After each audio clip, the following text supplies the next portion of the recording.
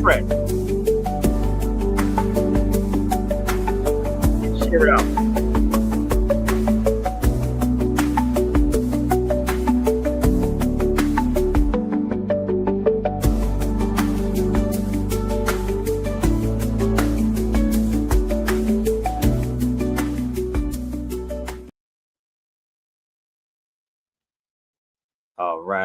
All right. Let's get this thing started, man. Come on over to the Sabir Bey show, David.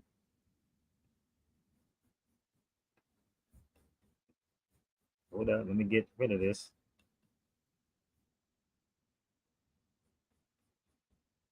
What up?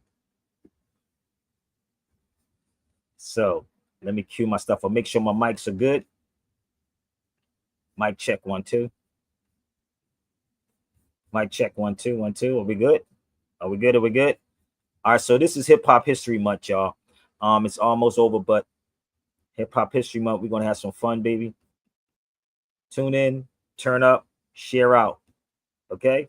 Because trust me, you ain't gonna get no more nothing on no station like this. This is pure edutainment, baby. Pure edutainment. So, like my brother Stan says, turn up the volume. Let's go. Yeah. Sabir Bey. Truth don't play. Law, history, culture, hip hop. All with it,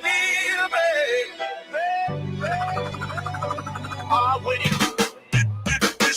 Yo, we in the cipher, light sparking through the veil. Truth and motion, let the ancestors inhale. From the Moorish courts to the cosmic scrolls, he decoding lies that been hidden in goals. Sabir B, the name ring through the booth. He break down laws and lace you with the proof. From Dr. Woodson's text to the streets we roam, he bringing intellect right back to the throne. Oh, would it be it? Sabir B, building up minds, not breaking the youth. Yo, truth don't sway. Be it. Be building up minds, law, history, culture, hip hop every day. Mic check. This ain't no fairy tale spin. He bringing Moorish law right back to your skin. Mind sharp like a blade from Kemet's forge. Blueprint solid. He the truth's own source. Cameras rolling.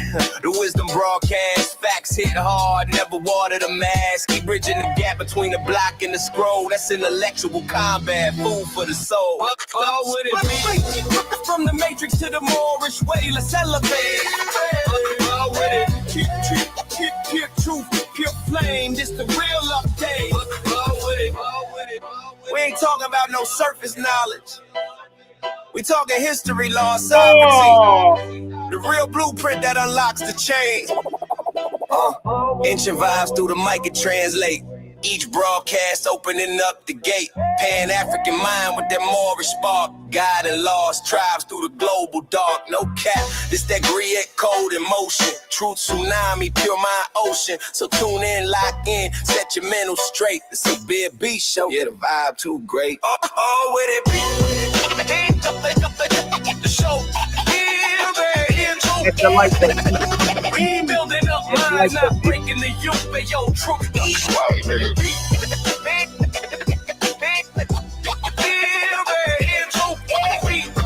We building up minds, all history, culture, hip hop every day. Hey, listen. I don't know how many people's on this page, but it should be about 12 people right now. Since I just got on here, it should be 12 smash like buttons. If you don't want to like the show, then you can leave the show right now. I know how most of you cats are. I know y'all. I've been doing this thing for a long time. So it should be the amount of people that's on. It should be about amount of smash like buttons. Okay. So smash the like button. Please share this out and I'll give everybody the opportunity. If you want to debunk me, you got less than 5 minutes to debunk anything that I'm saying. Okay. Less than 5 minutes. You should gather your information together. I am hip hop, and I am the fifth element of hip hop. You don't like what I'm saying, you don't like me, then you can come on the feed and tell me what you don't like about me. I'm fine. I got tough skin. That's my cousin. I'm from Philadelphia, B. Tough skin, nigga. I'm a man, man's man, and that's how my father raised me. So, smash the like button. Smash the like button. If you don't like what I'm saying, I just put the link up there. Come on to the cipher. We're going to give y'all some more time, okay? So y'all can share this out. We are on X, Real Sabir Bey on X. Again, Real Sabir Bey on X. Real Sabir Bey on X. Real Sabir Bey on Instagram. So that little arrow, you can send it out to somebody too. It's November the 20th, right? November the 20th, 2025. Now let's read out of the gospel hip hop, because I don't swear on the Bibles. You know why I swear on the Quran? I would swear on hip hop because I am hip hop. I would swear on hip hop. So smash the like button and let's have some fun. Read in the name of thou Lord. November the 20th, KRS-One, gospel hip hop. What is the system of the New World Order? It is not my son, it is not your daughter. Come on, y'all. Let's get these like buttons. If y'all just coming into the feed, please hit the like button. I know y'all want to try to figure out what's in this Gemini crazy brain. But smash the like button. If you don't want to smash the like button, leave quietly. One more time from the gospel hip hop. November the 20th. What is the system of the New World Order? It is not my son, and it's not your daughter. Happy Hip Hop History Month, y'all. Let's have some fun. So remember what I said. If you don't want to smash the like button, get off, or I'll give y'all the opportunity to click the link and confront me if you don't like me. I'm the type of dude. I'm a real cat. I'll let you air me out. Okay? So let's have some fun, y'all. You ready? We'll send this out to all these people, the cosplayers, all these people that love to keep doing this talking.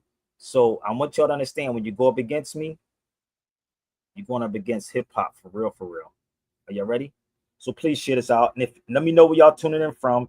I'm just waiting for more people to come to the cipher. So please share this out, share it out, share it out, share it out. So nobody can make up an excuse that arrogant nigga, what they will probably say, which I'm the most humblest dude, is talking. Let's go. Share it out. The link is up.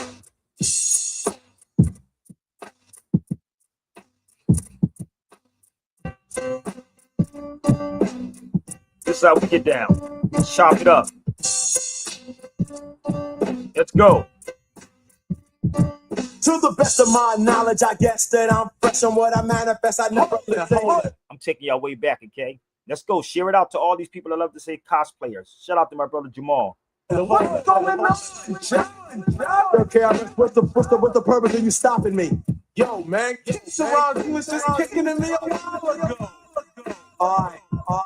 Out wax and maim, rappers who proclaim to be the epitome of this game, button like a heart. I'll wax and main these cats, boy. Y'all don't realize it. You can take it any way you want it. Come to the cipher, baby. Let's rewind it back. Okay, what's the purpose of you stopping me?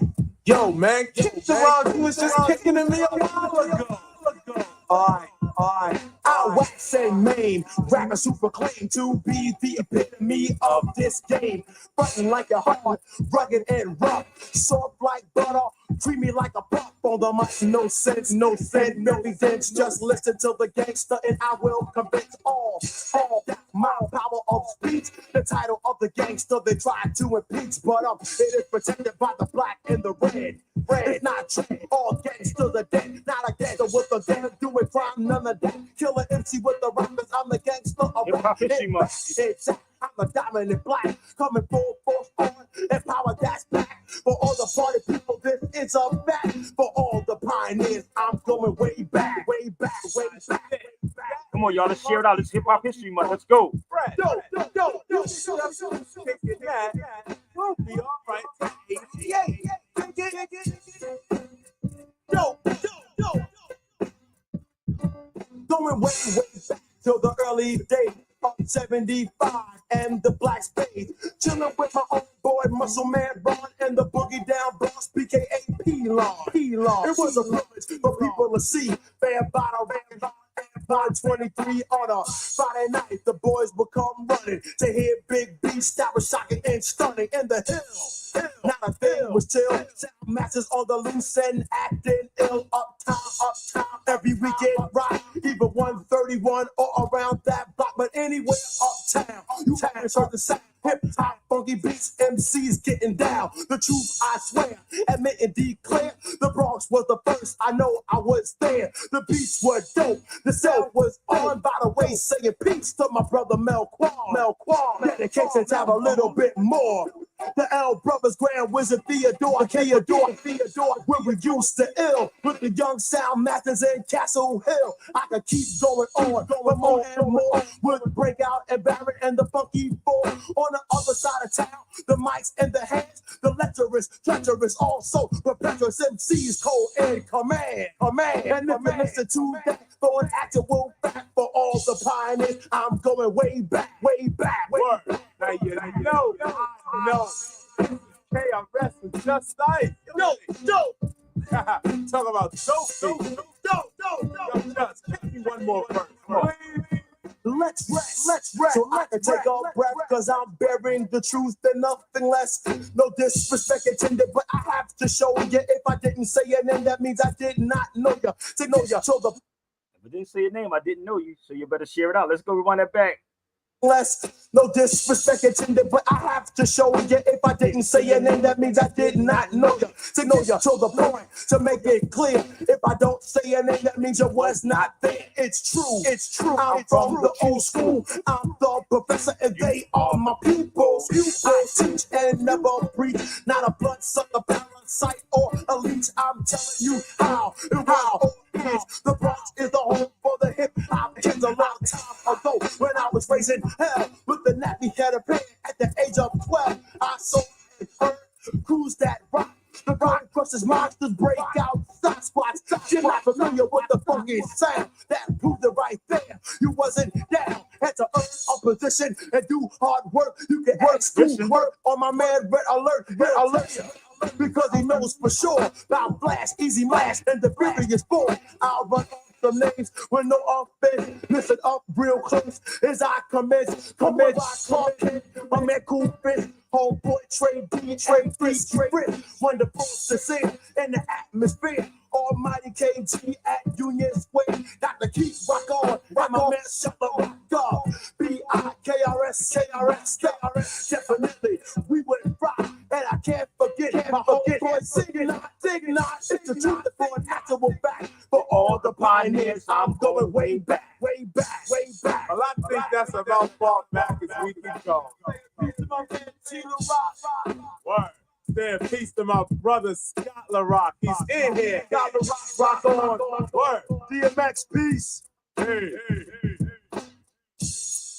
Yo, I told y'all this is Hip Hop History Month. Y'all can join the cipher, but I need y'all to smash the like button. If you come into this feed, please leave the feed if you're not going to like the hit the smash button.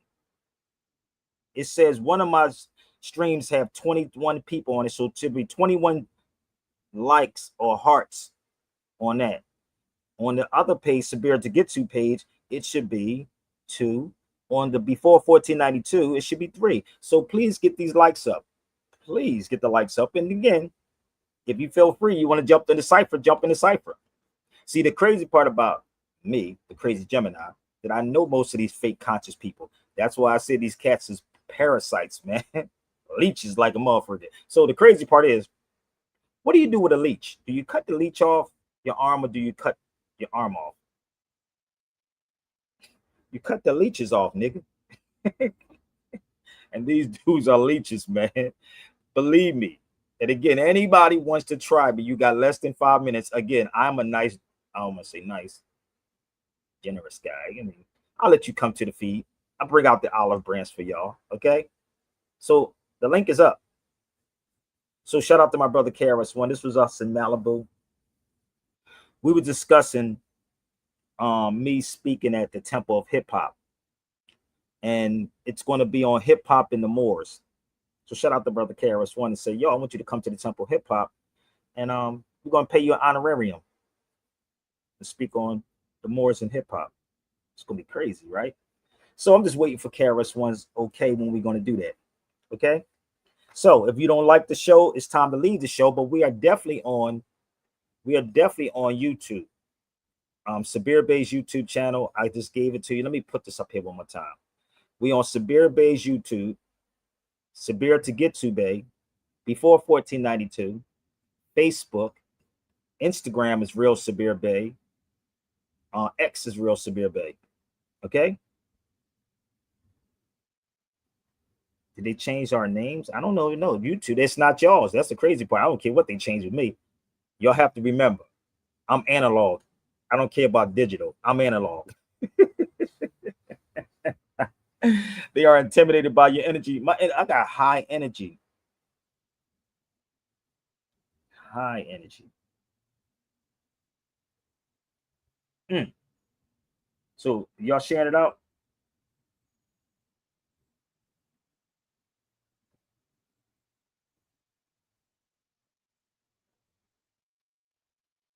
Huh?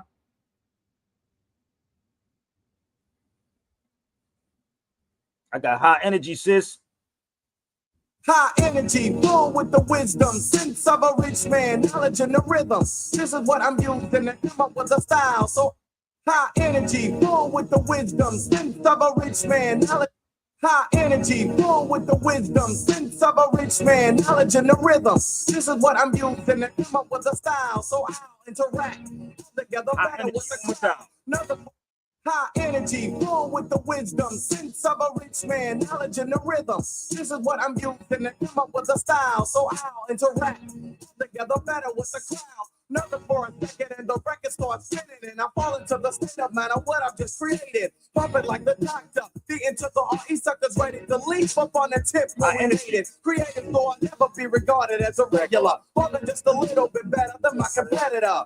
You should never underestimate the passion. I hope for the stage whether I'm cooling or flashing. Cracking the concoction created by me when read you read E equals a D O to the C. Knowledge and the talent that my mother had born. Now I equals an artist that won't be born. What is that, Trey? I got high energy, baby. High energy, baby.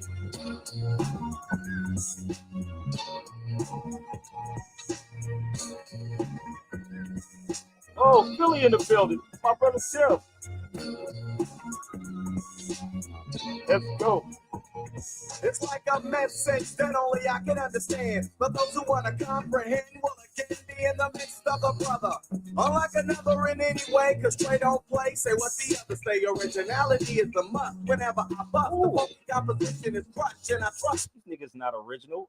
Even the doc said you gotta be original. Even DOC said it. You gotta be original. Cause Trey don't play, say what the others say. Originality is the must. Whenever I bust, the funky composition is crushed. And I trust that you know it when you hear a funky record with potential. Be getting hyped with Trey rocking the instrumental. Nothing like what you've heard before and more, never less. See, I don't best. I mean, I'm like fresh at that. They're not ready for me, baby. I keep trying to tell you, I got high mother energy, and I'm original.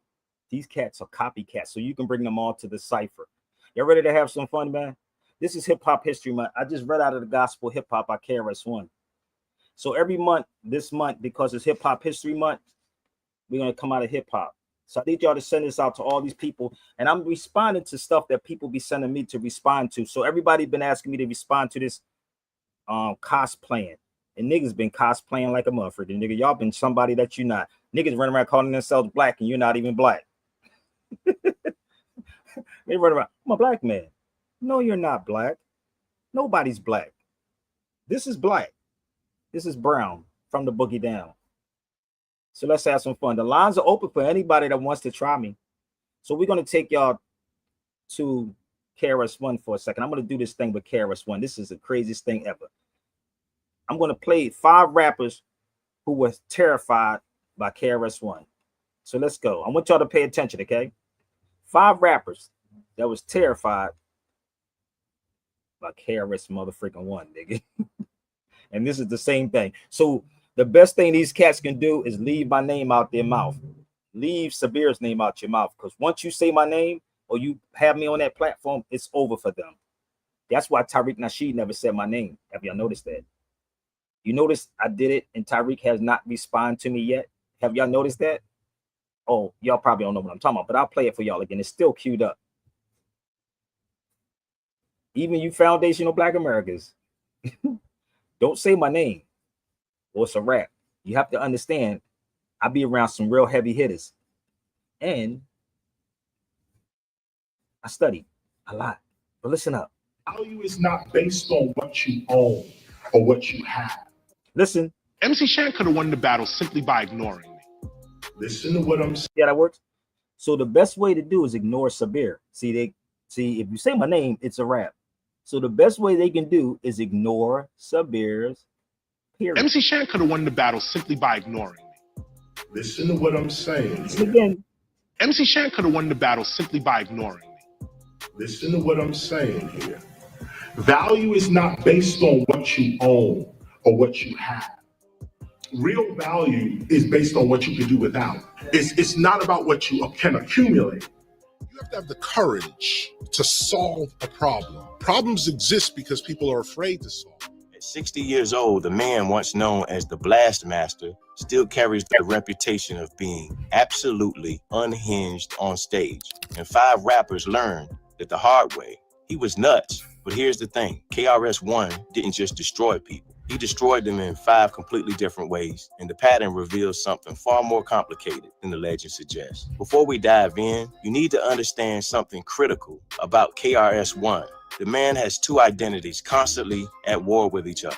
On one side, you've got the teacher. This is the philosopher, the activist who founded the Stop the Violence movement after his partner, DJ Scott LaRock, was murdered. This is the guy who created human education against lies in the temple of hip hop, preaching hardcore consciousness to empower youth. He's the loudest voice for the preservation of original hip hop worldwide. But then there's the Blast Master. This persona is the antagonist, the fire starter, the boogeyman of hip hop. He's got an unmatched stage presence and a booming voice, a fearlessness and willingness to battle anyone at any time. This is the KRS-One who posed with guns on the Criminal Minded album cover. His obnoxiously arrogant belief in himself became both his sword and shield. And here's the twist. Every battle he fought was actually the teacher using Blastmaster tactics to teach a lesson. Let's start with the most legendary takedown in hip-hop history, MC Shan and the Juice Crew. This wasn't just a battle. This was a war for hip-hop's entire narrative.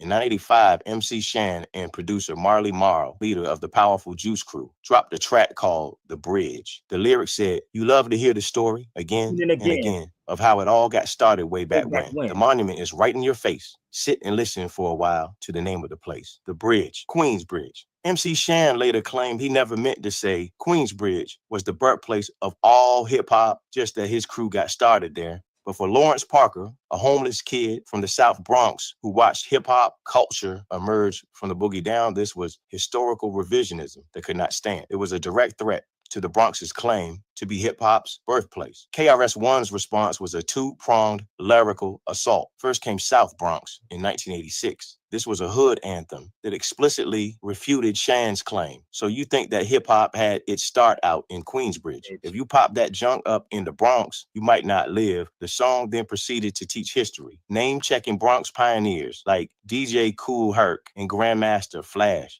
But here's the genius part. KRS-One later revealed that the style of his rapping on South Bronx was actually a parody of MC Shan's style. He opens the track seemingly praising it. Many people tell me this style is terrific. It is kind of different, but let's get specific. Then he masters that exact style and uses it as a weapon to dismantle its originator. After Shan responded with "Kill That Noise," KRS-One returned with what is widely considered hip-hop's definitive diss record. The Bridge is Over. This track was a comprehensive annihilation. The reggae-infused beat was a sonic weapon that effectively ended the career of MC Shan. The lyrics were a systematic, crew-wide execution. What's the matter with your MC, Marley Marl? Don't you know that he's out of touch? What's the matter with your DJ, MC Shan? On the Wheels of Steel, Marlon sucks. This was the blueprint for how to effectively dismantle opponents through the power of words alone. The impact was seismic. Queensbridge native Nas described the first time he heard The Bridge is Over as being like a Hiroshima bomb hitting the projects. KRS-One didn't just win a rap battle, he won history.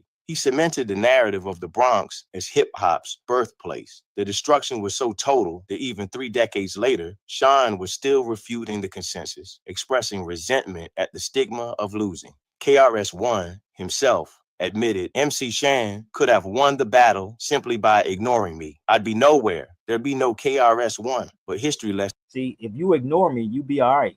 But them niggas, trust me, this is why they can't say my name. weren't enough for KRS. He wanted total domination. And that brings us to PM Dawn, in the moment where the teacher lost control and the blast master took over completely. PM Dawn was a New Jersey-based duo that found massive commercial success in the early 1990s. Their 1991 single, Set Adrift on Memory Bliss, was the first song by a black rap act to top the Billboard Hot 100, but their languid, esoteric sound, where lead member Prince B whispered his rhymes and sang, stood in stark contrast to the aggressive, conscious rap of the teacher. To the hardcore hip-hop community, PM Dawn was seen as whack R and B nonsense. The conflict began with a direct provocation. In an interview with Details magazine, Prince B dismissed hip-hop's elder statesmen, including KRS-One. The exact quote was, KRS-One wants to be a teacher, but a teacher of what? KRS-One's response was not a diss track. It was a physical demonstration. In January 1992, at New York's Sound Factory nightclub, KRS-One and his crew rushed the stage during PM Dawn's performance. The takedown was swift and humiliating. KRS-One grabbed the mic from Prince B, while his crew literally tossed Prince B from the stage. But the Blastmaster wasn't finished. His DJ, Kenny Parker, threw the DJ out the booth and immediately threw on South Bronx. KRS-One then performed 3 songs before leaving.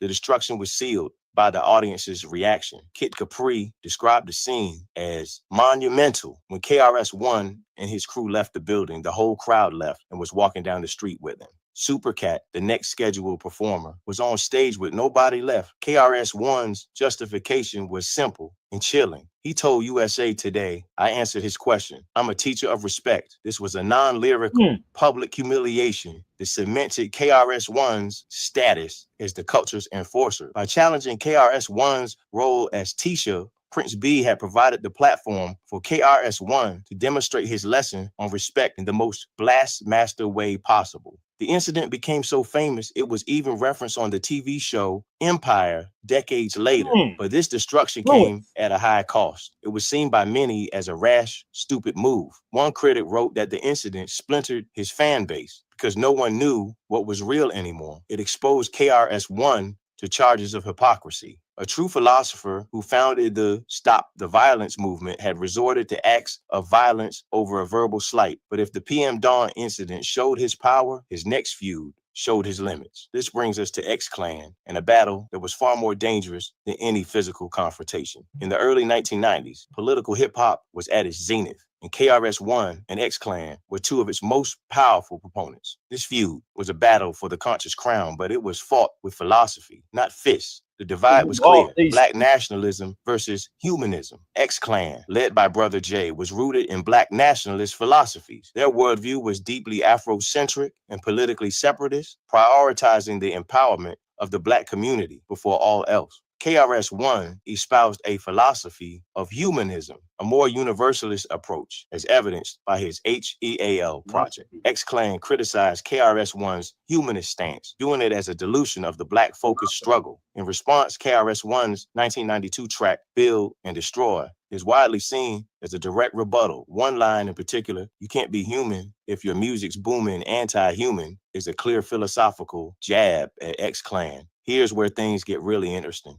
Unlike PM Dawn, X-Clan was very deep in the streets and thoroughly connected, just as Boogie Down Productions was. This was a conflict between 2 heavily respected, politically motivated, and street-credible organizations. The tension was so high that hip-hop pioneer Afrika Bambaataa had to intervene so it wouldn't get physical. Back then, even legends could lose. Do you think KRS deserved that loss, or was hip-hop just moving on? Drop your thoughts below, and don't forget to subscribe if you're deep into classic rap history like this. In 1992, the 2 groups agreed to a formal armistice. They held a joint press conference to publicly announce that the beef was officially over. The resolution wasn't just a ceasefire, it was a synthesis. In the 2000s, KRS-One and Brother J collaborated on a track called Speak the Truth. When KRS... Hold on, let me pause there for 1 second. So my point of showing y'all this to show y'all how I am. So I don't have an issue with Tariq Nasheed and none of them. They scared to say my name or even have me on the show. So this is the battle that won at it with Brother Seti and I. That's Cyrus Suit and Seti. If y'all see the video on YouTube, right? This is what y'all see. Y'all see the other video with us going at it with each other, not knowing the conversation him and I had at the Pearl of Africa in Long Beach. In Long Beach. This is the conversation. So for the people that don't understand, I have no issue with my brothers. See, Tariq would never do that because Tariq is the leech. Y'all don't get it? He's the leech. Listen up. So men come together and we sit down and talk like they just did. One faced an opponent he deemed a peer in philosophy, street credibility, and lyrical skill. His goal shifted from destruction to dialogue. This ended not with a knockout, but with a teachable moment for the entire culture. And then came his biggest loss. The 2002 feud with Nelly was a high-profile battle that KRS won, decisively lost. This conflict was generational. The old school boom bap pioneer versus Nelly, hip-hop's biggest new commercial star. The provocation began with KRS-One. On the compilation track, Clear M Out, the teacher rapped, "You tired of me saying what's real hip-hop? Well, I'm tired of you biting my stuff to go pop." And sales don't make you the authority. It only means you sold out to the white majority. While KRS-One later claimed the track was not aimed at Nelly specifically, the timing was unmistakable. Nelly's 2000 debut, Country Grammar, had sold 9 million records. Nelly's counterattack on Freeway's Rock the Mic remix was not a traditional lyrical battle. It was a relevance check. He dismantled KRS-One on his generational irrelevance, spelling out the insult. I strike a nerve in old MCs wanting a comeback. Like K, no one here even said your name. R, you really feeling guilty about something, man. S, sad to see. You really just want just one more hit, please. Please, you the first old man should get a rapper's pension. No hits since the cordless mic invention. This verse was devastatingly effective, reframing KRS-One as a disgruntled old man rather than a respected elder. Stung by the disrespect, KRS-One released a formal diss track, Over Here, declaring the real hip-hop was over. More significantly, he called for a public boycott. Nelly on this stage before me. On this stage now.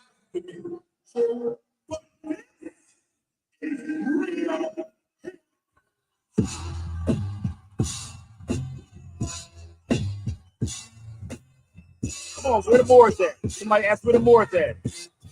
Where the Moors at? The real hip hop is over. The real hip hop is over. The real hip hop is over. The real hip hop is over here. This is the hip hop.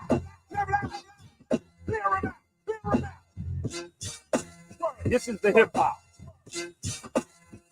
Yo, Nelly, you ain't for real and you ain't universal. Your whole style sounds like an instant commercial. Hitting the rabbits, I'm the baddest with the mic apparatus. Challenge the God of rappers, snatch your status. With the others looking at billboard, you can stop them. But I got enough albums to make my own top 10. You limited like the speed of graphic. You bite my style off the radio, so when you speak it back, I hear the static. You better chill out like no. I get like 3 Norrises. One of my 16 hard rhymes is your choruses. Of course it is ridiculous. Watch out. I begin to build bitch you is gotcha. All your hands and knees.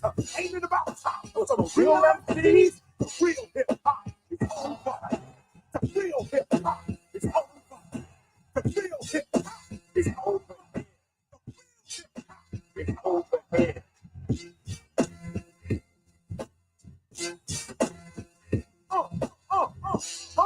We on a hunt tonight. When you see me coming, I don't front, I fight. People say I'm contradictory, cause I'm all about peace, to say the least, with a violent history. It ain't no mystery, these rappers wanna get with me, but people don't see that, all they hear is stop me, Sabir. Stop beating me, Chris. You wanna help my career, Nelly? Well, you can help if you don't exist.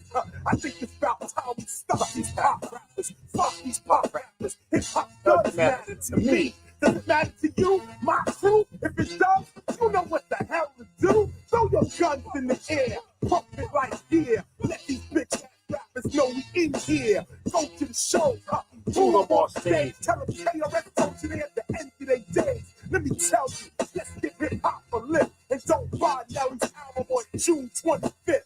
That'll send a message back to all the sellouts. House nigga rapper, your bottom done fell out. You don't even know how. I told you I wasn't talking about you then, but I'm talking about you now. Blah. One to the knees, blah. One goes right through. Even St. Louis don't like you. Y'all don't get it yet? So let me explain these things to y'all. These leeches like this guy, ask where all the Moors at on his feed. Where's the Moors at? Because this person, I believe they trying to be funny and say, where's the Moors at? He should come on here. The nobody guy should come on the feed. Come on the feed. So where's all the Moors at on his feed?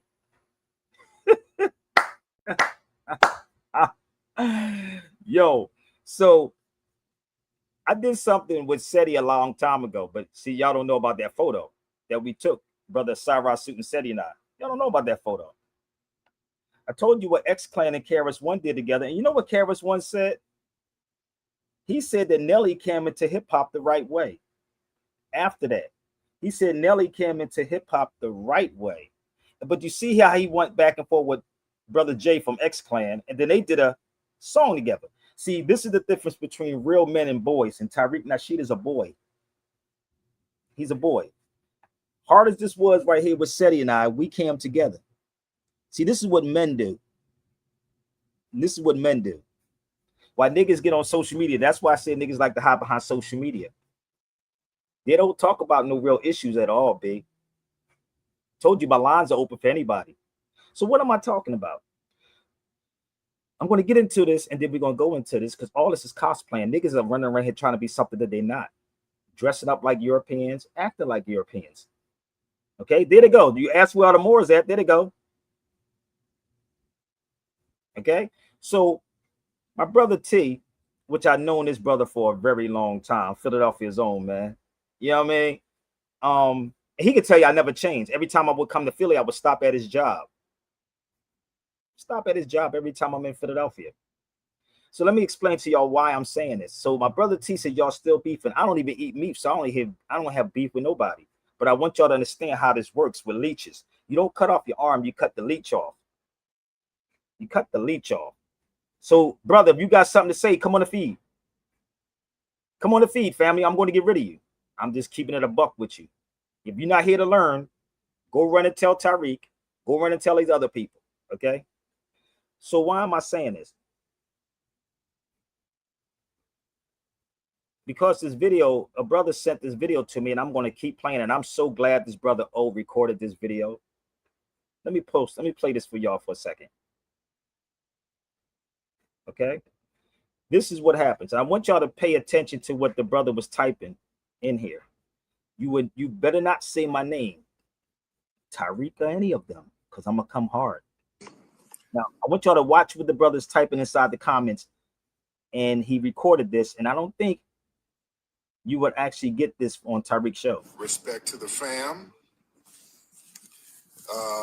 Y'all come in and hit the hearts. When you gonna clear up? Y'all hit those hearts. That'll be great. Y'all come on in and hit those hearts. Respect to Princess. Extreme. Tariq, come over here now. Sir Mike, respect to you. Why are you running? Let me see. Sabir. Princess again, hey. Afro POV, respect to you. Yes, indeed. So we in the building, man. Glad to have you. So I want you to hear how he never said my name. He was beating around the bush. He's reading the comment. Now watch this. Pay attention. Y'all in here. Glad to have y'all in here, ladies and He's gentlemen. reading the chat. Now watch this. We are chopping up game as we always do. Y'all share the space. We got a lot of people in here already. That's a beautiful thing. So my picture look like a YN, right? I took that today. When you were going, but we're here. We're here. Glad to have y'all in here, family. We're gonna chop it up like we always do. When you gonna sit with Sabir? We already got these foreigners trying to hop in. Look. So we'll get some of the foreigners on and see what they're talking about. Hope you guys are having a great weekend. Am I gonna sit with? Look. No, El Bay. See how he's going to say my name and he stopped. Do y'all see? He's going to say my name. No, I ain't gonna mention that nigga name. I ain't gonna mention that nigga name. Nope, not gonna mention Sabir Bey's name. Not at all. So please share it. If Tariq is live, we can talk. We grown men. We both in California. Let's go. Why would I sit with that person? Amaru El Bay. Why in the hell would I sit with that person? He's a nobody. All right. This is a person who's a complete damn nobody who can't get more than 10 views. Hell no. I look at folks weird when they bring up nobodies. When you gonna sit down with Chili Dog Smith? Who? You bring up somebody who's a nobody. What the hell are you even talking about that person for? That looks funny on you. Huh? You look funny. Up here following a damn nobody. What you got going on in your life, brother? All right? Don't ask me about a damn nobody. Yeah? Yeah. Amaru, you hop in then. You know, since you got all that, you doing all that promoting, you hop in. Let me talk to you. Since you here, you hop your ass in here. Yeah, hop on in here. Get on camera, too. Since you got all that mouth, get on camera. Amaru El Bey. Hop on. Why are you asking me about a damn nobody? But you know who he is, though, right? Yeah, I know who he is. And he's a damn nobody. So what about him? So when you did the what was your first so-called documentaries that you did series? What no so-called. You know what it is. Yeah, so what about him? He's a nobody. Nobody really rock with him. But didn't he get all the people together for you to even do those interviews? Who the fuck told you that? No. Who told you that? So you come in with some bullshit. And what are you? Are you Moroccan? What are you? Now listen. I'm Mexican. Listen. Why are you in black business? What is black? Well, what we are and you're not. No, but what is black? A color, right? It's a nationality. Okay, what country is called black? It ain't got to be no country. We're foundational black No. America. What country is called black? No. We're foundational. But what country? America. What national anthem? A bank? Schools? America. America's a continent, bro. But America's a country. No, America's not a country. America's a continent. No, North and South. Yeah, this that plebiscite, that prison babble. Yeah. Prison babble. Yeah, where you escaped from, when you ran over here from Mexico, you came to another. I ran over here from Mexico. I'm Washita. Listen, people. I'm Washita, bro. Come to the feed, baby. No, you're not. How am I not? You're washer tall. You wash clothes and you wash. No, clothes. listen to this. Listen to this. Let me tell you something. I don't even swear, but I wish O was watching this, but I don't do the swearing. I never even sent that dude over to that show. I could care less about Tariq Nasheed. I never sent him there. I know if I give y'all a list of people, right? A list of people who send those videos out, it's amazing people to these dudes. And it's funny, ignore the hell out of me. So I'm not a dude who send people out on missions. I never did that in the street neither. I don't send people to go do my work. I speak myself. Am I lying, Tim? Tim will tell you. I don't send people out. So that particular brother sent that to me. And I'm like everybody else. He just recorded what he did. So I woke up at 4 a.m. when I was in Fort Wayne, and I was like, I should do a video on this. Then I said, no, I'm gonna wait. So I never sent him. Never sent that dude. Right? He'll get on the feed and tell you himself. He said, this can't be real. It's real, bro. Oh, it's so real. It's realer than a real deal Holyfield. This is why people have to be careful about what they say online. This is why this Negro right here is typing instead of coming on the feed. That's why he's typing. So let's move forward. I'm going to explain to y'all the difference. I want y'all to understand the difference between real scholarship and between these fake people. And I'll sit with anybody, even Jesus Christ, if he came back, but I would ask them, how did you die from 3 nails? And I got shot 5 times. Let's go. The stuff that you say is racist. You're a Mexican. You right. fled from another country to come here. You're not Washita. So talk about El Younger. No, talk about El Younger. You talking about Gaspar Yanga? No, talk about Younger. Yeah. Okay. From Angola. From Angola, right? Where did he go? Where did he go? Where did he go? Who took him in? That's the link. Who took him in? What you mean who took him in? Who took him in? He took himself in. No. He was from Angola. So where did he run to? Where did he run to? Where did he run to? Where did he run to? Where did he run to though? Where did he run to? He did what y'all didn't. He ran. Man, see, bro, you like to separate people. No. You're a No, racist. you ain't gonna do that prison babble. Gasper Yankee. You're a racist. I know prison babble. That's You're a racist. No, sir. You a runner. You're a racist. Sir, you up in black business. No, you're a black nationalist. But there is no nation called black. You're a refugee. Don't have to. A refugee? You're a refugee. What are you talking about, bro? My people own land here. No, they don't. There's a shrine of my grandmother in my hood where I'm from. How are you going to tell me some bullshit like that? In Mexico? In California. Oh, no. No, it ain't. No, it ain't. In my hood where I'm from Fresno, California, there's a shrine of my grandmother in my barrio. Believe that. Your hood is Mexico, sir. Woo. Y'all all right. So what country do you have? The United States of America. No, bro. No. The reason why I'm saying this is because this is what KRS-One did the PM doing. I'm going to educate y'all on this. Okay? This is education. So share it out. Yes, I do. This is my land. No, it's not. Yes, it No, is. it's not. If you're saying you're a U.S. citizen, then you're a federal subject. So then you're subjected to national business, right? You fled the border to come over here to be a subject. What border? Yeah, so you side with the Europeans? The United States border. There's no such thing as the United States is 13 colonies. Anything done outside those 13 colonies is considered fraud. Period. Mexican more. Straight up. Straight up. Mexican more. Straight up.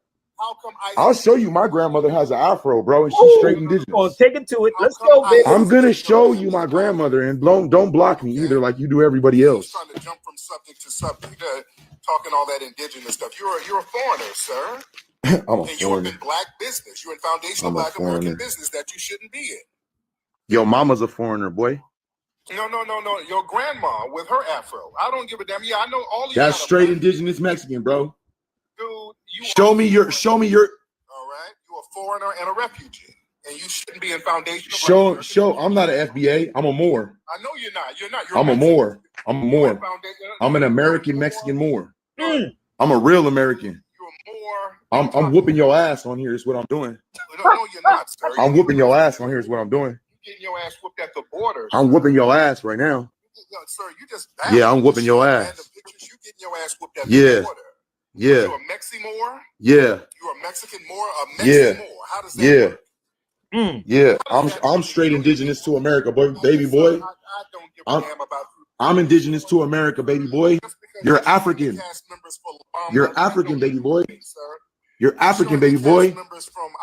Yeah, and you know what? You're making fun of my grandpa's tribe, so thank you. Yes, sir. Yeah, he's a Paya Indio.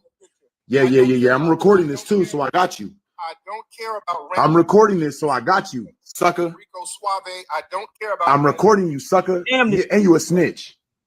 And you a snitch. Rico, you just saying. When you went to LA, you did some snitch shit, right? Who? What about with Taharka Bay? You slapped Taharka Bay, right? You ain't gonna slap me though. You ain't gonna slap me though. Really? On my mama, you won't slap me. But this is the funny part. Like, I'm explaining some stuff to y'all, then we're gonna move forward. I want this person. This is the weird part. How about you do me a favor, family? How about you invite Tariq over here, right? Because if I go on his feed, he ain't gonna acknowledge me. I just want you to let y'all know that. If Tariq Nasheed sees me, my name, Sabir Bey, on his feed, he won't bring me in. Allahi. So why don't you go share this to him and tell him to come over here? Because I'll bring Tariq Nasheed on here. Anyone knows if my name come up on that show, he don't bring me on. So how about you, nobody, go send it over to him and invite him over here, and then I will bring him in. Or better yet, since you say pressing, why don't you say, well, why don't you invite Sabir? Or better yet, I don't know how this works. I don't beg to be on nobody's show. So, brother, it's funny as hell. I never told that dude to go there. Law be my witness. I don't swear either. I never asked him to go there. So, since you on my show and you've been on here for 49 minutes, you should go over there and ask him to come over here. So, what people do, this is why I talk about the leech. Remember I told you about the leech? You cut the leech off, not your arm off. So, I'm a real dude, and I've been doing this for a very, very long time. Let me help y'all out. So you don't go get a nobody, right? You don't go get nobodies to be in your film. Let me help you out. And I'm going to explain something to y'all. That's Hidden Colors. You see that says Sabir Bey? You don't get nobodies to be in your film. That's not what you do. And if you go to IMDb, you would know I produced this too. I produced that, Out of Darkness. Okay? Heavy as the Crown 2 is out too, y'all. So the funny part is, like, what's up, bro? This is the craziest thing. Assalamu alaikum. Walaikum salam. So this is the weird part. Like, I don't understand why people think I gotta go there. If they invite me, I will come. But you don't go get a nobody, I don't think so, to be in something that's in your film, right? So let me just help them out, brother. If you want something. Hold up. I want y'all to pay attention because this is a learning lesson. Show y'all the difference between boys and men.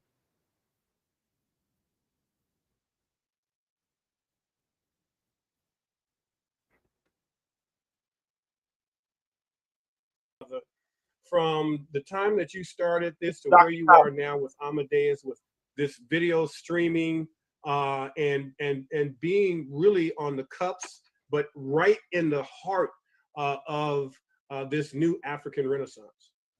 Listen up. I got a call one night. I was driving. I got a call from Sabir Bey. Y'all do know who this is, right? Y'all know that's Dr. Kaba, right? Okay, he was a Hidden Colors too. Yep. So listen, let me help y'all out.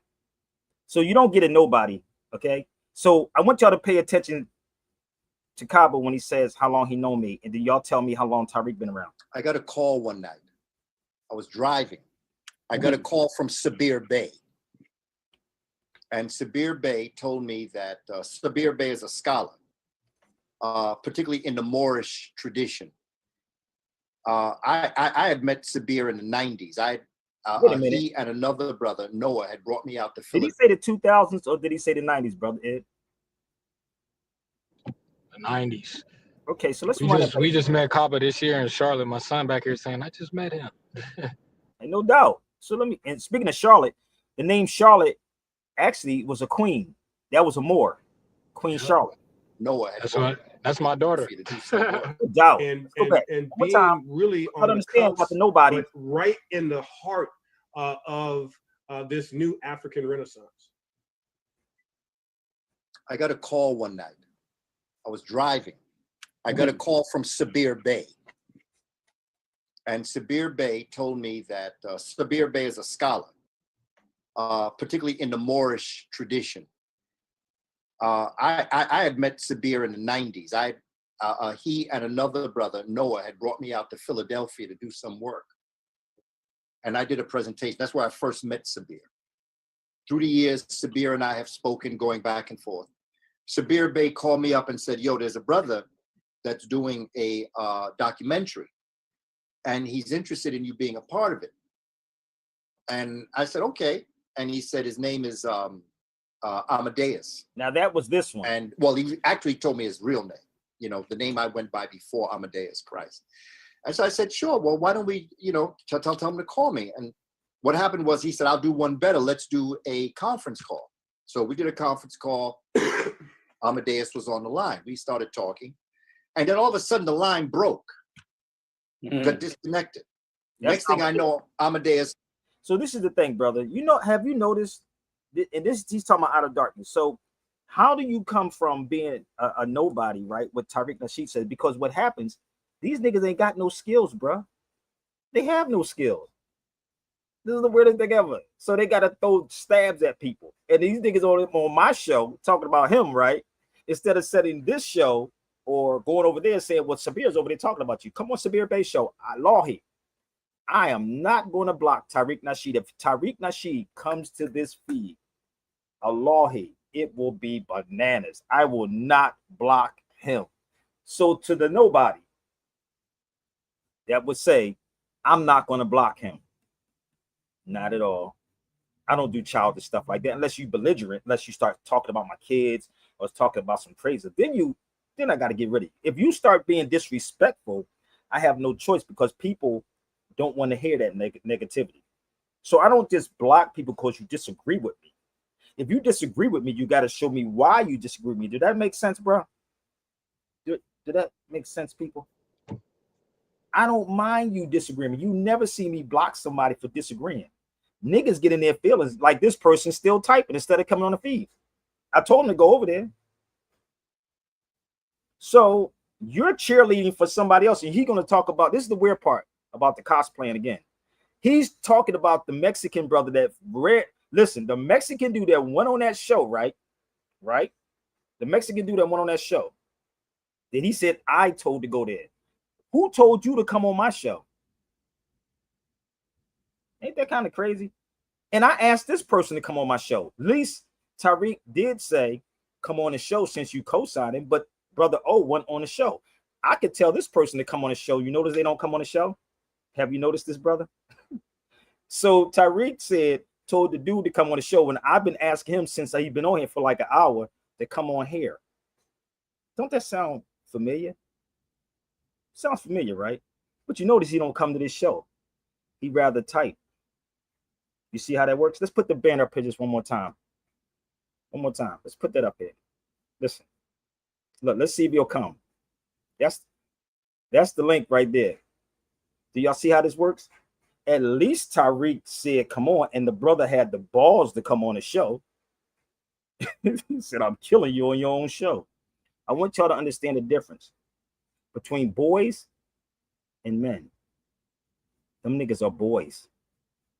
Okay? So the same way you said I sent him, I don't send people to people's show. People send me because they want to have this like clear up or something like that. They want to clear up. So what black people love, and this is why they push this thing our brother calls this cosplaying and stuff. This whole, oh, you costume playing. When niggas are costume playing, calling themselves black people. Ain't that kind of crazy? You dress up as a Mason, and you're not a Mason. You dress up acting like you're a Greek, but you're not even a Greek, and they don't even have Greek fraternities in Greece. Ain't that kind of crazy? You dress up with a suit and a tie. What culture is that? What culture is wearing a suit and a tie? I'm not saying nothing wrong with it, but what culture is that? No more suits, no more ties. If I put this on my head, right, you would say this is not my culture. But it is. Oh, they were Moors, if you know history. Oh, they were Moors. Hold up. If I put a kilt on, the ignorance of black people would say this is a skirt when this is a kilt. You see how that works? This is called a kilt. Let me educate you black folks on something. So-called dead people. No wonder they call you black, because you're dead. Been to it. So let me help y'all out. This is called a kilt. And if you know anything about the Irish Moors, oh, y'all know about the Irish Moors? Oh, they need to go read Ancient and Modern Brits by David McRitchie. This is not a skirt. This is called a kilt. Kilt. Not a skirt. Kilt. And if you were smart enough, you look up the PD people. Now, I'm going to help y'all out, okay? I'm going to educate your family. They don't do that. So look up the PD people. Do yourself a favor and look up the PD people. So, look up the PD people. South Africa. Bam. Go read. Reading is fundamental. Reading is fundamental. I know the books may be too thick for these cats, though, but maybe a little bit too thick. What did Idi Amin have on? Y'all remember that movie when Forrest Whitaker was playing Idi Amin? Or he had that on. He had, hold up. Let me pull this back up, bro. Hold up. Hold up. I think I'm getting under their skins right about now, Ibn. Look up the PD people. Hold up. Are we still on? Are we there, brother Ibn? Yep, we here. All right, because I'm trying to see. YouTube ejected the comment. This is actually means that you think it's spam. Oh, okay, I don't know what that is. I just want to make sure my comments is up there because it's saying something about I told y'all You can't tell truth online. That's why I'm analog. Let me see if I can do it again. I want y'all to look up the PD people. And the PD people is in South Africa. Thank you, brother. The last king of Scotland. Thank you, Jarrell. The last king of Scotland. Ancient and Modern Bricks by David McRitchie. They should read. See, if I wore this, they would say, why you got a skirt on, brother? No, it's not a skirt. It's called a kilt. It's a kilt. You get it? So because of the miseducation, and it's not because of Sabir, because the miseducation of black folks, y'all are running around talking about people cosplaying all the time. And I'm like, what is cosplaying? What is this, man? Notice they you know, they real quiet, right? I told you how we play dress up. How we play dress up. And we'll get into that in 1 minute, okay? Let's go to this video real fast. Look at this. Can't make this up. Listen to this. Right. He's a black man. He's a black American, African American man. He's a very dark shade of skin. No, he's black. He's black. He's a black man. He's black. A black man would be someone from Congo or something like that. No, he's not from Congo. What? Yes, Catherine is half Hispanic and she's half Japanese. Ooh, said he was cosplaying. That's crazy. Wow. Yeah. Okay. So Michael Jackson literally. Okay, you want me to show you interviews where Michael Jackson have great hair? How do you think they have great hair? Great hair. Wait. Black people have bad hair? Wait, black people have bad hair? Wait. Black people don't have bad hair. There's no such thing as bad hair. We don't have bad hair. There is. What is bad hair? Grow hair like that. Oh no, I've seen black women grow hair like mine, longer. It's probably a wig. No, it's not a wig, Fabio. I know black girls who literally have hair like it doesn't me. matter. It's not about that. It's about how Michael is. Michael is mixed with a lot of races. He's not just black. He's black. He has a lot of shades of different mix. But if you're realistic here. I am realistic. Like Michael Jackson are also mixed with other races, right? So that doesn't make you fully Indian. But you have to put in whatever your ancestry was. Wait, but Michael was black though. He was definitely black. He's dark skinned. He's a black man. He's got the fro. He's got the fro. Listen, he's got the. He honestly looks more brown than black, to be honest. He said more brown. Still cosplaying a black. Yeah, but you're still. I don't agree with that word. I don't agree. Yeah, but you're still. You do know Michael Jackson is black, right? He's a black man. He's a black American, African American man. He's a very dark shade of skin. No, he's black. He's black. He's a black man. He's black. A black man would be someone from Congo or something like that. No, but you know the crazy. Listen, bro. If this is and I hope your daughter's listening to this because this is a whole education piece. This dude is trying to tell her that nobody's black. He said he's brown or a darker shade. These motherfuckers argued that the niggas is black. Do you see? That's called cosplaying. You claiming to be a black. You know what a black person is? Y'all. You know black means pale, right? You do know that, right? Hold on, watch it. Hey, son, what color is your skin? Brown. You hear him, Sabir? He said brown. How old is 5 years old. Now ask the grown. Now this is the crazy part. We will literally, and you see me with my daughter when my daughter comes, right? These niggas will sit here and argue. We're not talking about complexion, nigga. I'm trying to figure out which one. Who the hell is cosplaying? And these are the type of conversations that dudes don't want to have. So let's go to J.A. Rogers for a second. Weird, right? Let's go to J.A. Rogers. That's history lesson, right?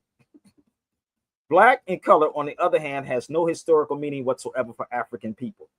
Black is from the Anglo-Saxon, B-L-A-E-C. Oh, y'all should pick it up in the dictionary and learn how to read. I know they don't teach you that at the Foundation of Black Americans. Husu. They will justify the madness, brother. And this is why this is why this slave narrative is keep going.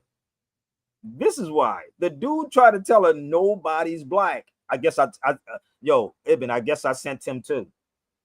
I guess I sent that dude to that girl page or whatever. I don't know. Because every time I say something, I'm sending people somewhere.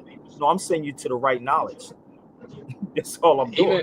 Even our hair isn't black. It's dark brown. Exactly. But the funny part is everybody has this on them. Have you seen Italians, certain people from different countries, they all have this in common. We all do, right? All this in common, right?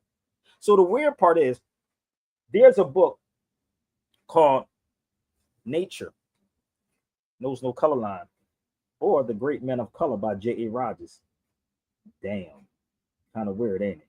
I know they don't read. But damn, there goes Charlotte right there. This is where they got Charlotte, North Carolina from, a sister. And this is a documentary on Netflix about that too. I don't know if you know that or not. There's a that documentary. Then you know they never took that documentary down yet. You notice that? They never took that and that documentary's been up there since last year. Just to show the ignorance of it came out literally after, like I said, my daughter's name is Charlotte, but they came out with it like right after she was born. It's really crazy. But it's been on Netflix. Yep, like it's been on Netflix ever since. Like my daughter was born in 22, and I think that came out like February of 23. Like it came out like right after she was born. And the girl kind of looked like my daughter too. It's crazy. So. Oh, you want to see it? We're gonna educate them now. Remember, this is the education show. You ready? So, for the record, this Charlotte, North Carolina comes from Queen Charlotte. So, if you black foundational Black Americans read, I know y'all gonna take this information and run with it. If you read, you would understand it. So let's go this again. This is a documentary, right? It's on Netflix. Shout out all my people in Charlotte, man. Those are all the same things, are they not? They're all facts, Your Highness. It's Charlotte, North Carolina come from.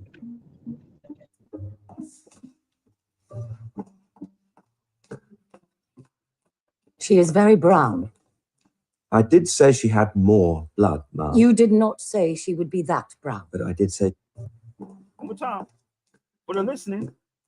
She... One more time.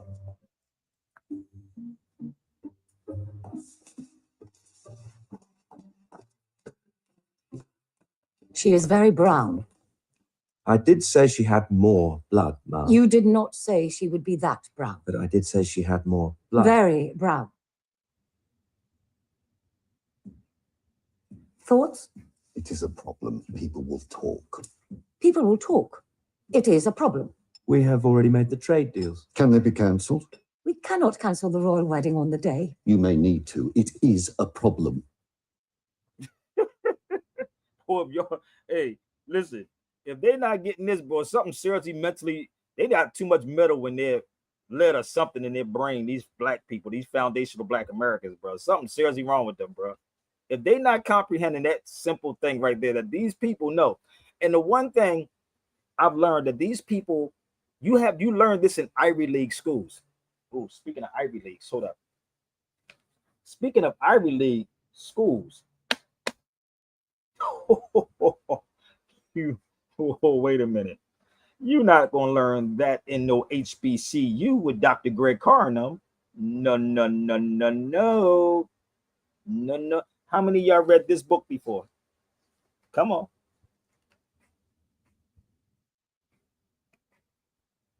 How many of y'all read this book? Ebony and Ivy. And Ivy is the Ivy League. Ivy League. I didn't go to an Ivy League school, but I know the difference, goddamn. So let's see what he said in his book. Oh, damn, did I take it down? Give me 1 second. Give me 1 second. Can't get right if you don't get this. Hey, listen, they don't want to get right, brother. You know what they love? They want to point fingers. The white man did it, brother, because it's easy to say white supremacy. It's truly easy to say white supremacy. So did y'all share this out? Because I could take a musical break until y'all share it out. Because I would like to invite somebody or one of them on the feed.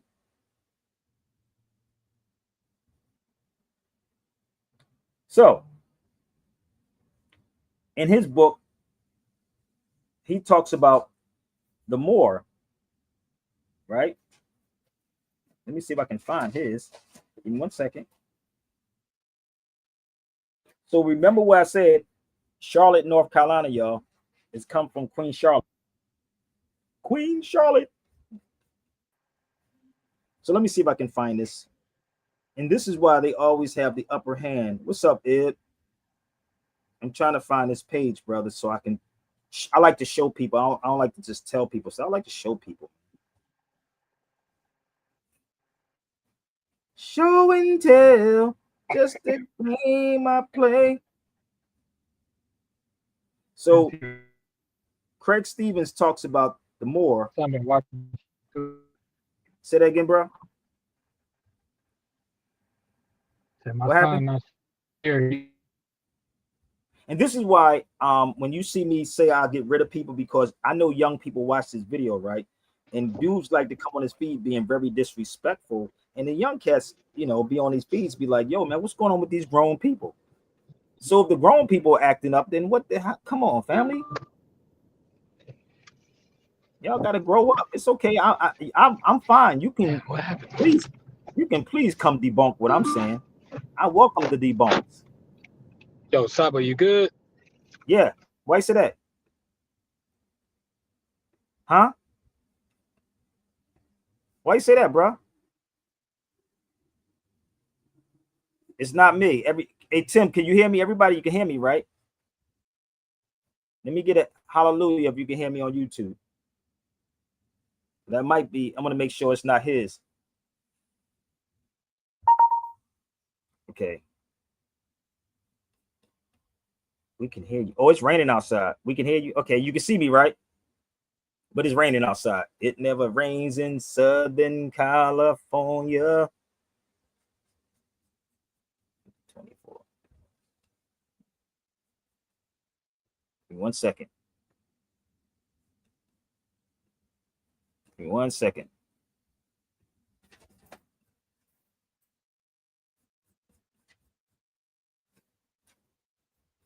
Okay, but can you see me? To that Jackson point, Michael Jackson talked about it. Huh? Yeah, we could see it cut you out for a second. It had cut out for a second, but you back active. It might be. You sure it's not on your end, man? Because it is raining out here, bro. Yeah, I can hear you. Yeah, it's raining.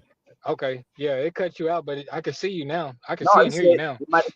It might have been you, because he said, yeah, I can hear you, brother, loud and clear. So it must be what you call him. He said, it's you that's cutting out, brother. It's not me. So if you ever read his book, right, Ebony and Ivy, as an Ivy League, because you're only being taught these things in Ivy League. You're not going to be taught in Spelman, Morehouse, Howard University. You're not going to be taught this. So let me just show you his book. Bear with me. I told y'all this is why you're not going to hear about the history of the Moors.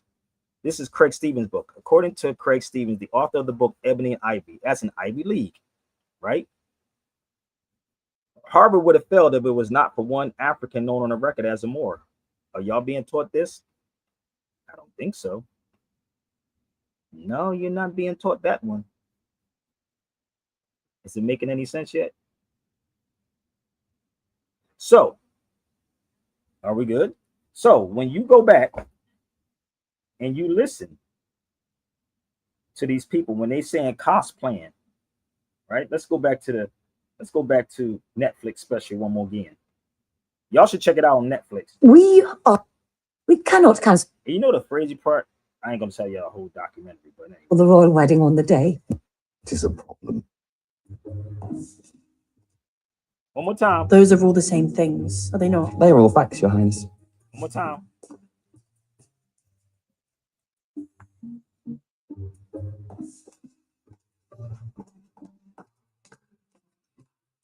She is very brown. I did say she had more blood, Ma'am. You did not say she would be that brown. But I did say she had more blood. Very brown. Thoughts? It is a problem. People will talk. People will talk. It is a problem. We have already made the trade deals. Can they be cancelled? We cannot cancel the royal wedding on the day. You may need to. It is a problem. Crazy, right? So remember, when you think about where my brother's from, Charlotte, it comes from her, a Moorish woman. Oh, the 1619 Project ain't gonna talk about that. I'm from just north of Charlotte. Salam. Oh, damn. So let me tell you another one. You ready? I'm gonna give y'all another book. I do have this book too. This is why you're not going to hear them talk about it. This is a book called State by State Race and Racism. How many people saw this book in Barnes and Nobles? Have you ever walked in Barnes and Nobles and saw this book, bro? I swear. I'm going to ask y'all this serious question. Have you ever walked in Barnes and Nobles and saw this book, State by State Race and Racism? Have y'all ever seen it in any bookstore? The book State by State Race and Racism in the United States lists the Moor as the first documented enslaved person of African descent. Now, you would think this would be in a so-called black store. Oh, the documentary on Netflix is called Queen Charlotte, I think it is. Yeah, Queen Charlotte. It's a series. It's a series, bro. It's called Queen Charlotte. Let me help you out. And you're gonna see what the freakish white people be doing.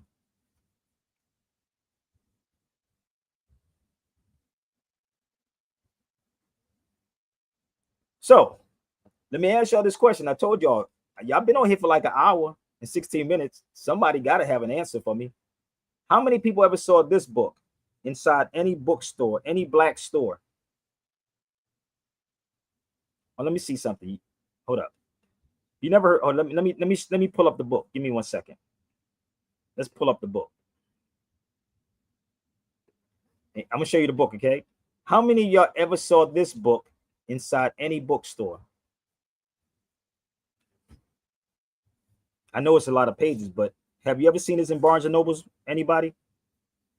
How many have y'all ever saw this in any black bookstores? You know why you ain't going to see this mug in there? Because it's going to talk about the Moor inside there. Have anybody ever seen this in a bookstore? I'm waiting. First of all, the book is like almost $300. That's probably why you probably wouldn't see it in there. But anywho, so have you ever seen this, Brother Ibn? Nah, this is my first time seeing that one. Really? Well, I got copies of it if you want it. I got copies. Why do you think you never saw this? But I'm gonna show you a book that y'all did see inside the bookstore. You ready? I keep trying to tell you, it's your black leaders and your black educators are the problem. It's not Sabir. And I read this one and I'm still not finishing. It's a whole lot more pages because what I do is I pick up a book, I put it down, pick up the book, put it down. And sometimes I'm gonna really start wanting to listen to the audios, man, because I be too busy because this stuff be hurting my eyes sometimes, brother. My eyes be hurting. It's a sport to it, man. Like I say, knowledge is sport. Say that again. It's a sport. It's a sport to read, man. You know, yeah. I say knowledge is sport. Knowledge is sport. Let me tell you something. My eyes be hurting, like, and then on top of that, I'll be up late at night highlighting things, and so I can come back to it. So when I flip through the page, I know exactly what it was. Then I may read another book, then I'll, cross-reference that particular book to another different book, right? So this book is so damn heavy, bruh. Yo, bruh. Let me tell you, but I'm gonna show you the book that y'all probably see in Barnes and Nobles in every bookshelf and so-called with black people. This is the book that y'all will see. That book right there. This is a bunch of bull. This book is a poetry book, bruh. Come on, family. But it's the people.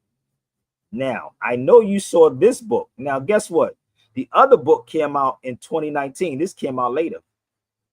So why don't you hear about the other one. Let me show you the year this one came out. Give me 1 second.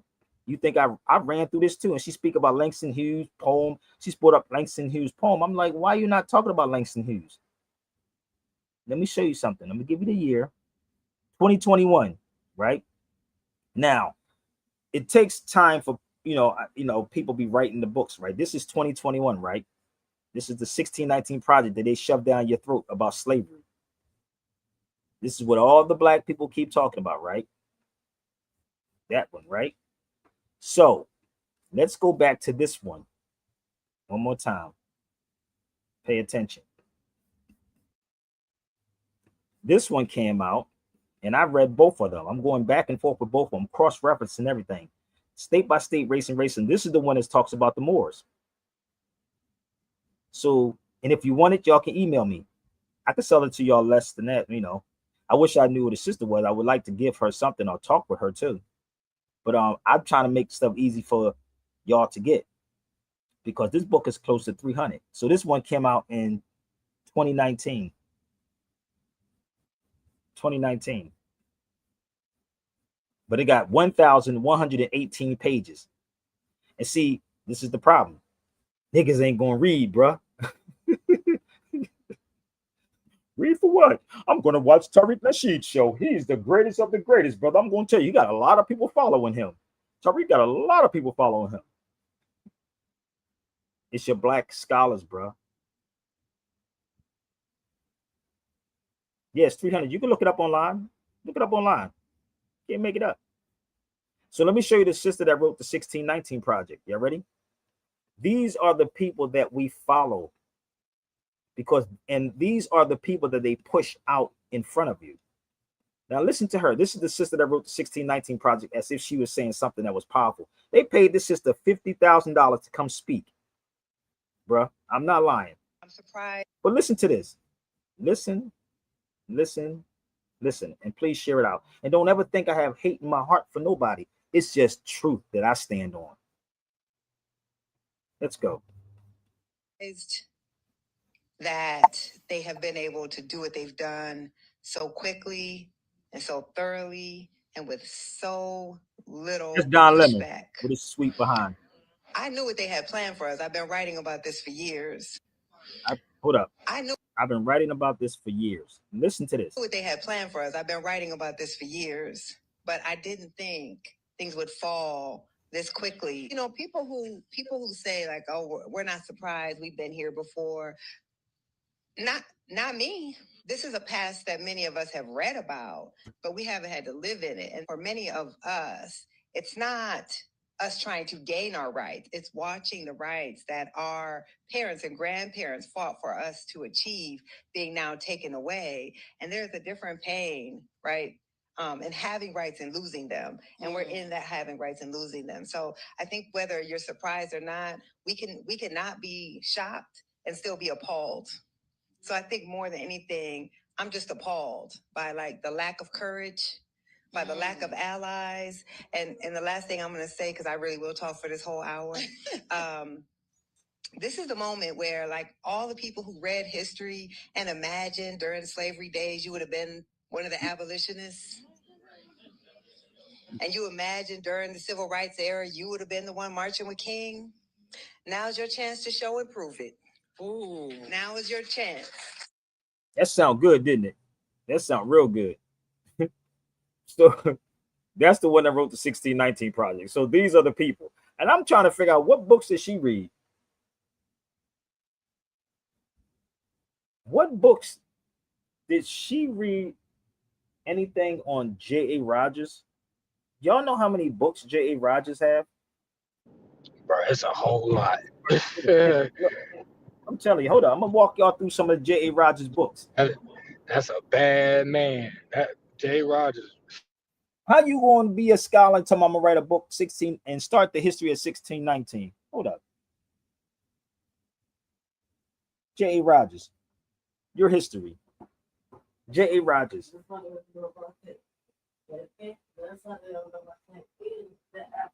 Exactly. African's gift to America. Hold up. We're going to walk y'all through some history. Africa's gift to America. Hold up. World's great.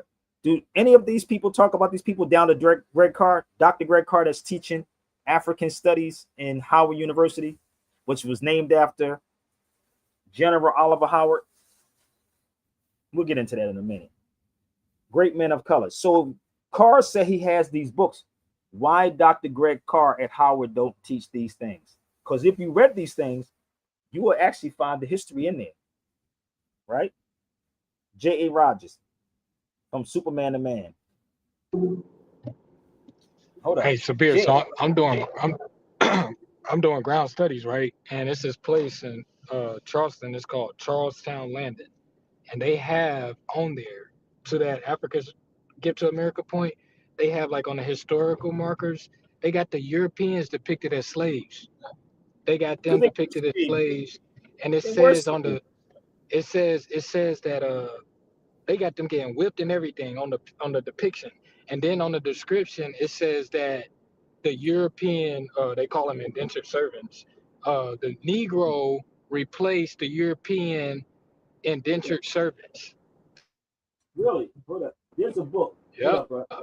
Hold up. You talking about this? Give me 1 second. I'm gonna show you something. How crazy this is, right? When you pick up a book. Africa's Give to America's book reference. Hold up. Is it here too? You want to see the Europeans?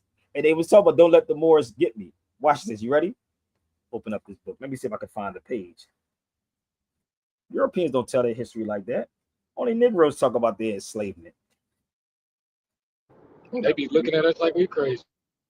I know. Here it is right here. Here you go. Punishment of white slaves, bro. Punishment of white slaves. Why do we hold? You know why they sell us to our people? They sell slavery to our people to keep them inferior. We're going to explain that in 1 second. Right? So even when you go here, it'll tell you. They were screaming out, turn from the Moor. They was like it. They were saying it, the Moors. We enslaved these motherfuckers, nigga. We did. So they can never tell you. This is why Dr. Greg Carr don't have this conversation. If I'm wrong, put me in the room with Dr. Greg Carr. Right? So we can go down the line with all of this because all of J.A. Rogers' works, if you read his books, he talks about all of this in all his books. Right? But they make sure they keep it on a hush-hush. Don't talk about those Moors. So let me see if I can find that page, another page in J.A. Rogers' book to show you how we had them enslaved first. We civilized them. We taught them how to bathe because they were our children. Give me 1 second. This is not about being racial. It's factual. We enslaved these people.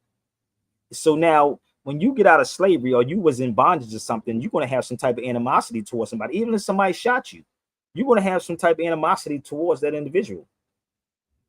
Now you taking your child to the enemy that's like Razkaz said, that's like a Jew saluting a swastika, nigga saluting the flag of the United States.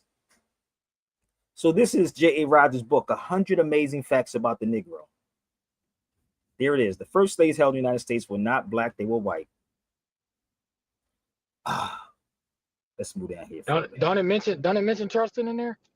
And it's somewhere in here. Where it said, like, I think it says in Virginia, servitude, it got that. In Virginia, 300 Negro slave owners or something like that in Charleston. 300. It says, yeah, it's somewhere in here. Hold up, between 1526. Give me 1 second. It might be on another page. But look, he has the description of the fact too. Man, if y'all don't have that book, y'all got every. They don't have this book. It's crazy. Everyone should have that in their household. No, everybody. But they read the 1619 Project. 1670, Virginia passed a law forbidding Negroes from buying white people. This was 51 years after the Negro had arrived in chains. The same law was repeated in 1748. Free Negroes bought white people in such numbers in Louisiana that the state made a similar law in 1818. Why Dr. Greg Carr is not teaching this in Howard University? And I'm keep saying Dr. Greg Carr because he's the African, whatever you want to call him, at Howard. But I bet you're going to talk about the 1619 Project, but they ain't going to talk about the race and racism in the United States book. Because if you bring up something pertaining to the Moors, it's over. Think about it. And then they'll talk about the Moors in a third party. Or they may think about the Moors being in the Moorish Science Temple of America. And that's not true. That is not true. It's not true. Being a Moor don't mean that you be in a Moorish Science Temple. Nah. Am I clear, people? Are we good? Am I clear? I'm not over anybody's head, am I? Okay. So let's see what good old Frantz Fanon was saying about black people. Let's see what he was talking about. Okay, give me 1 second. Let's see what Frantz Fanon was speaking on. Where you at?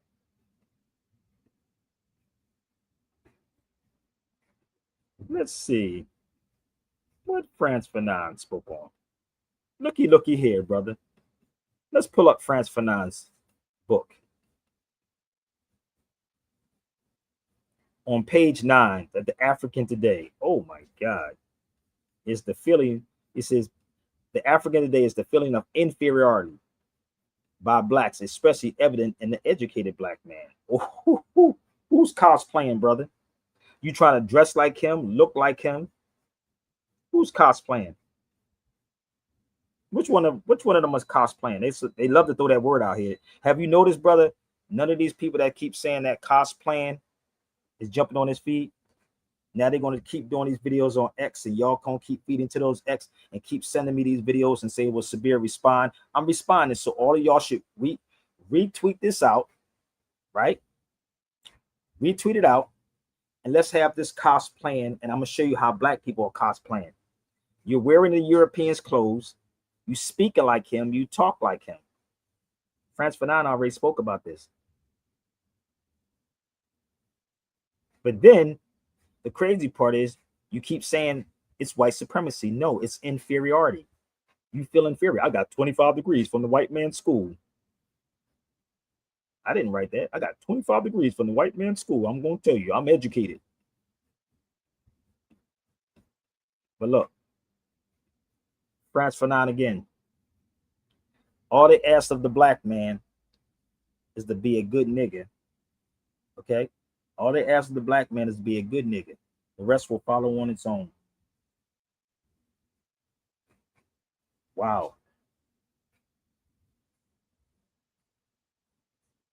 We really don't have history, bro. And it's black people that look like us. It's our people that look like us. This is from Frantz Fanon's book, Black Skin, White Mask. So we're going to take a musical break, y'all. And I hope y'all share this out so nobody won't miss it. If you got a question, one question, jump on the feed. Okay? Hit the cipher.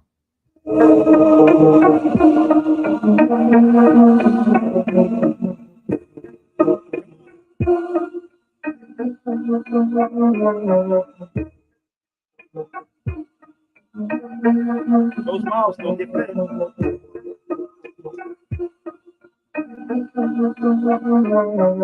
1492, you came up on these shores. 700 years, educated by the Lord. 17th century, genocide in the gun. Their path is blessed to market the Africa.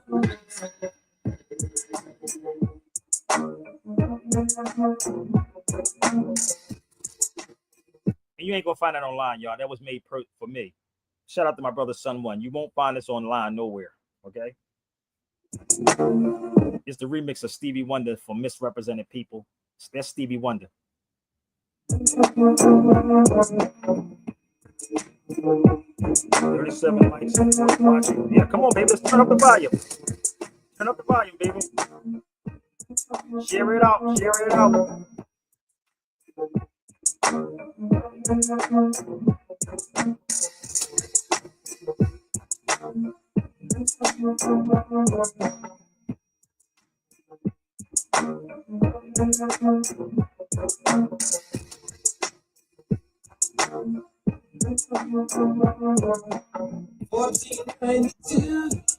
You came up on the shore. 700 years, educated by the Lord. 17th century, genocide in the gun. With a passage blessed to market the Africa.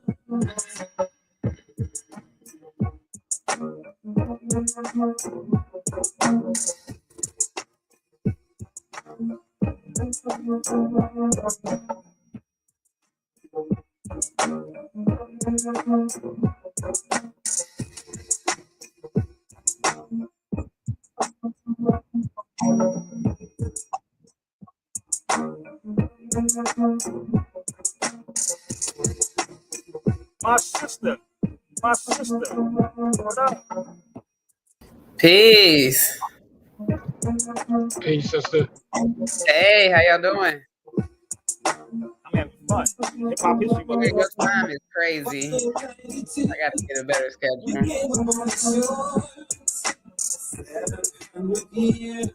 Educated by the Lord. Genocide in the gun. With a passage blessed to market the Africa.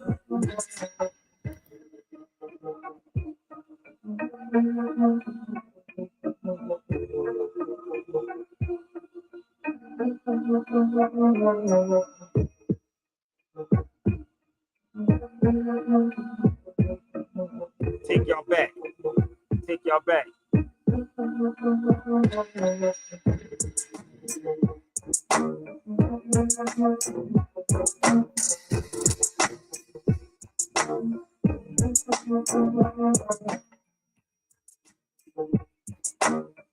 Oh man, yo! Shout out to my brother Son One from the Temple of Hip Hop. I'm working on putting KRS One and Stevie One in the studio together. That's gonna be fucking crazy.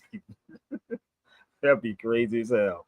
So I'm gonna take y'all back real quick, and I'm gonna show y'all something with Tommy Davidson. Shout out to my brother Tommy. I remember having Tommy Davis. I called Taj on the phone, and I ain't gonna lie. These niggas was talking for hours. I ain't gonna swear to God. I'll never forget. I was sitting at a coffee shop on Uniparel out in Long Beach, and I said, "Hold on 1 second, Tommy. I'm gonna call Taj." And we're on the phone for like hours, nigga, like hours. This is after this, but this is like a couple years ago when I was talking to Tommy, with Taj, Tariq Bey, and these niggas. I said, "You know what I'm going to do? I'm going to let you niggas talk. I'm gonna sit my phone down for a minute." That's how crazy this was. I said, I'm gonna sit my phone down and let you talk. So for the Tariqians that says Sabir Bey's a nobody, I've been doing this before there was a Hidden Colors. This is before that. Okay. So let me show you something. This is my brother Tommy, and I did a video. This is a full-blown video, y'all. It's called The Truth Is No Joke. This is a whole video I did. Okay, but bear with me. Yo, he's Jack Sparrow. He what? He's Jack Sparrow. I don't know who that is. I'm a little. He played in Bamboozle. No, I knew who it was. I'm just a little. I was playing a little. Okay. Yo, man, there's a groupie in the room. This is in Philly, y'all, on Sampson Street. So I did one with Paul Mooney, but I'm trying to find the video I did with Paul Mooney. Paul Mooney was the Raws. That nigga said more nigga. I swear to God, that's what Paul Mooney said. But this is in Philadelphia. So I want y'all to listen to what Tommy Davidson said. And the groupie was in the room, was an Italian. First of all, I gotta say that was a crazy show, man. I gotta be here tomorrow, man. Man, please come. Most definitely, man. You know, it's like I had some stuff in my head already, though. We gonna come from the off the cuff. He just checked out for those that may be listening, and looking at this. He was checking out the science of my shirt. Of course. You know, you got it happening. You got it happening. Oh, you got it happening. What we have here is we have the Olmecs right here. Come on, baby. They don't know nothing about that, man. That's the Olmecs. So who are the Olmecs? Well, the Olmecs are some stone statues that were left in what is today Costa Rica and Panama. But it's proof that the Africans were in Northern America before the American, before Columbus and the Americans, which stands to reason because the Moors gave them the navigational instruments and the navigational knowledge to know where that stuff was first. But truthfully, the reason why the Portuguese started the slave trade, it made all the sense in the world because they were the first ones to know that stuff was over there.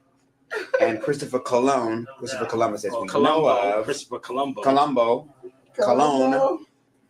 Columbus was one of the first actual slavers to go up and down that coast. Get this like on Sway show. So, but actually he was lost. Talking like exactly. this. He was lost. He was lost, and he had Moorish captains, so he didn't know where. What if the Breakfast Club, when Tommy was on Sway in the Breakfast Club, if they pressed him to bring up this history about the Moors, you never heard Tommy talk about this on there like that. Just bear with me. He was, or if he was even going to be able to refine him. This night right here. Which one is in the middle? That's Tutankhamun's sarcophagus. You going to leave. Okay. You got to leave, baby, if you can't be quiet. He's a groupie. What's wrong with her? Come on, let's go. You got a baby. You can't laugh through this. Come on. What's wrong? Excuse me. What's wrong? Let's go. Come on. You got to go home, but you let me fuck out of here. I gotta go home. Why? Because she's gonna get some D. Funny. You're so funny. talk about right, that. me? Wow, let me tell you. Yeah. Where you from, babe? Brooklyn. No, your family. Ethnicity. Brooklyn, New York. Ethnicity. Yeah, American. No, you're Italian, right? Yeah. All right. That's why I bought it. Okay. Yes, it's spiritual. Okay, now, Yeah, because we're gonna talk Italians about don't that understand because how you black know people what? It's so that was a it spiritual is reaction. sad. It was sad that No, that was we a spiritual you know, reaction. this is I know that, and this is like when you were saying that she knew, and if I was, it's a movie with No, innately, she knew. Exactly. That's all. It wasn't. It has nothing to do with her. Wow. It's almost like when you come to a brother and you say, "Hey, man, do you know where the?" I'll give you an example. I got a cab this morning, and I had my bags at the curb, and the black guy from Ethiopia, opened the trunk. Mm-hmm. He said, "Come on," and I said, "If I have to move my own bags, I'm not tipping you." So when we got to the hotel, he looked at me and I said, "I told you I'm not tipping you," and he looked a little confused. The reason why he was confused was because he didn't understand why he didn't help me with the bags in the first place. And it's what Frantz Fanon, who's one of the foremost psychiatrists, psychologists of our time, who was actually blocked out of the picture. Y'all get it? Who Malcolm X studied from, Mandela studied from, and Fidel Castro studied from. Who died in the late 50s in a hotel room with the CIA in front of it. But he's foremost psychiatrist, and he published a book called, he has a book that was published of all of his work and his essays on the racism that's in European psychologists, Jung and Freud. Yeah, Umar Johnson even talk about not only that, but he set all the modern reforms that are in mental hospitals these days. So they were set up like prisons. He's the one. It was his idea that you can open them up and let people walk around. He also overthrew the Algerian government while running the top paper in Algeria and treating the revolutionary soldiers in the hospital at the same time. Served in the war and is from Martinique. You on point, man. I thought yeah. Don't get it twisted, man. So, You think my point is that what Frantz Fanon's theory, psychological theory is that we're in a post-colonial psychology. Listen. And what he calls that is an auto-destructional stage. Listen. Which is the oppressor will oppress for so long that the oppressed no longer have to be physically oppressed. They do it to themselves automatically. And that's what's going on with y'all black folks. They doing it right there. You're doing it to yourself. Let's go. The oppressed no longer have to be physically oppressed. They do it to the stage, which is the oppressor will oppress for so long that the oppressed no longer have to be physically oppressed. They do it to themselves automatically. Exactly. So he was having a psychological response to me, not understanding that it was elicited by what Fanon described. You see what I'm saying? But what it did was it hurt his income. So see, what we do is we hurt ourselves in that way. That's all. And so the same reaction came from her. It's not conscious. It's not conscious. What has happened to us is a lot deeper than conscious, because if it wasn't, we can just figure it out. This is crazy. So I've been saying that since then. Why have it? Yeah, these people getting paid, sis. They getting paid to keep that nigga Sabir over there. We ain't gonna mention that nigga's name. No. From no locks to my damn near locks looking like it's down into my waist. Think about it. So they know what time it is. So they can never have you to knowing the truth. And they will finance anyone. Now, people told me that Tariq Nasheed was trying to get money from ACAF. I don't know how true that is. Maybe he was, maybe he wasn't. And y'all still flaunting this foundational Black American stuff, and nobody's Black. You can take it to a child, and a child will tell you that they're not Black. So the wild part is everything pertaining to the Moors is always silenced. And they will give you a false religion on top of that. And then you have dudes like Armstrong Williams. Let me play Armstrong Williams in 1 second. Let's go here. I gotta do this. I gotta do this one right here. I don't know who that page is, Logan, whatever. Show me your face, family, because we don't want no porn. That's a fake page, brother. We're not doing all that. Not today. We're not doing that. If you don't show me your face and do some backflips and all that other stuff, I'm not bringing you on the feed, family. So you can inbox me all you want privately. Okay? I'm not doing it. Okay? I see you discuss the Nicki Minaj and the United Nations. Yeah, I did that yesterday. I'm gonna play it again. This yeah. This is the crazy part. That person knew that they was going to show me some penises to somebody doing it or something. So if you come to this feed, gosh, what? Yeah. White community where a singer is a white leader, or a dancer or a trumpet player is a white leader. These aren't leaders. These are puppets and clowns that have been set up over the white community and over the Black community by the white community, and have been made celebrities and usually say exactly what they know that the white man wants to hear. I just told you a little while ago, these leaders that they call leaders, this included Lena Horne, this included Dick Gregory, and this included comedians, comics, trumpet players, baseball players. Show me in the white community where a comedian is a white leader.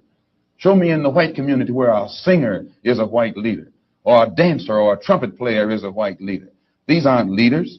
These are puppets and clowns that have been set up over the white community and over the Black community by the white community, and have been made celebrities and usually say exactly what they know that the white man wants to hear.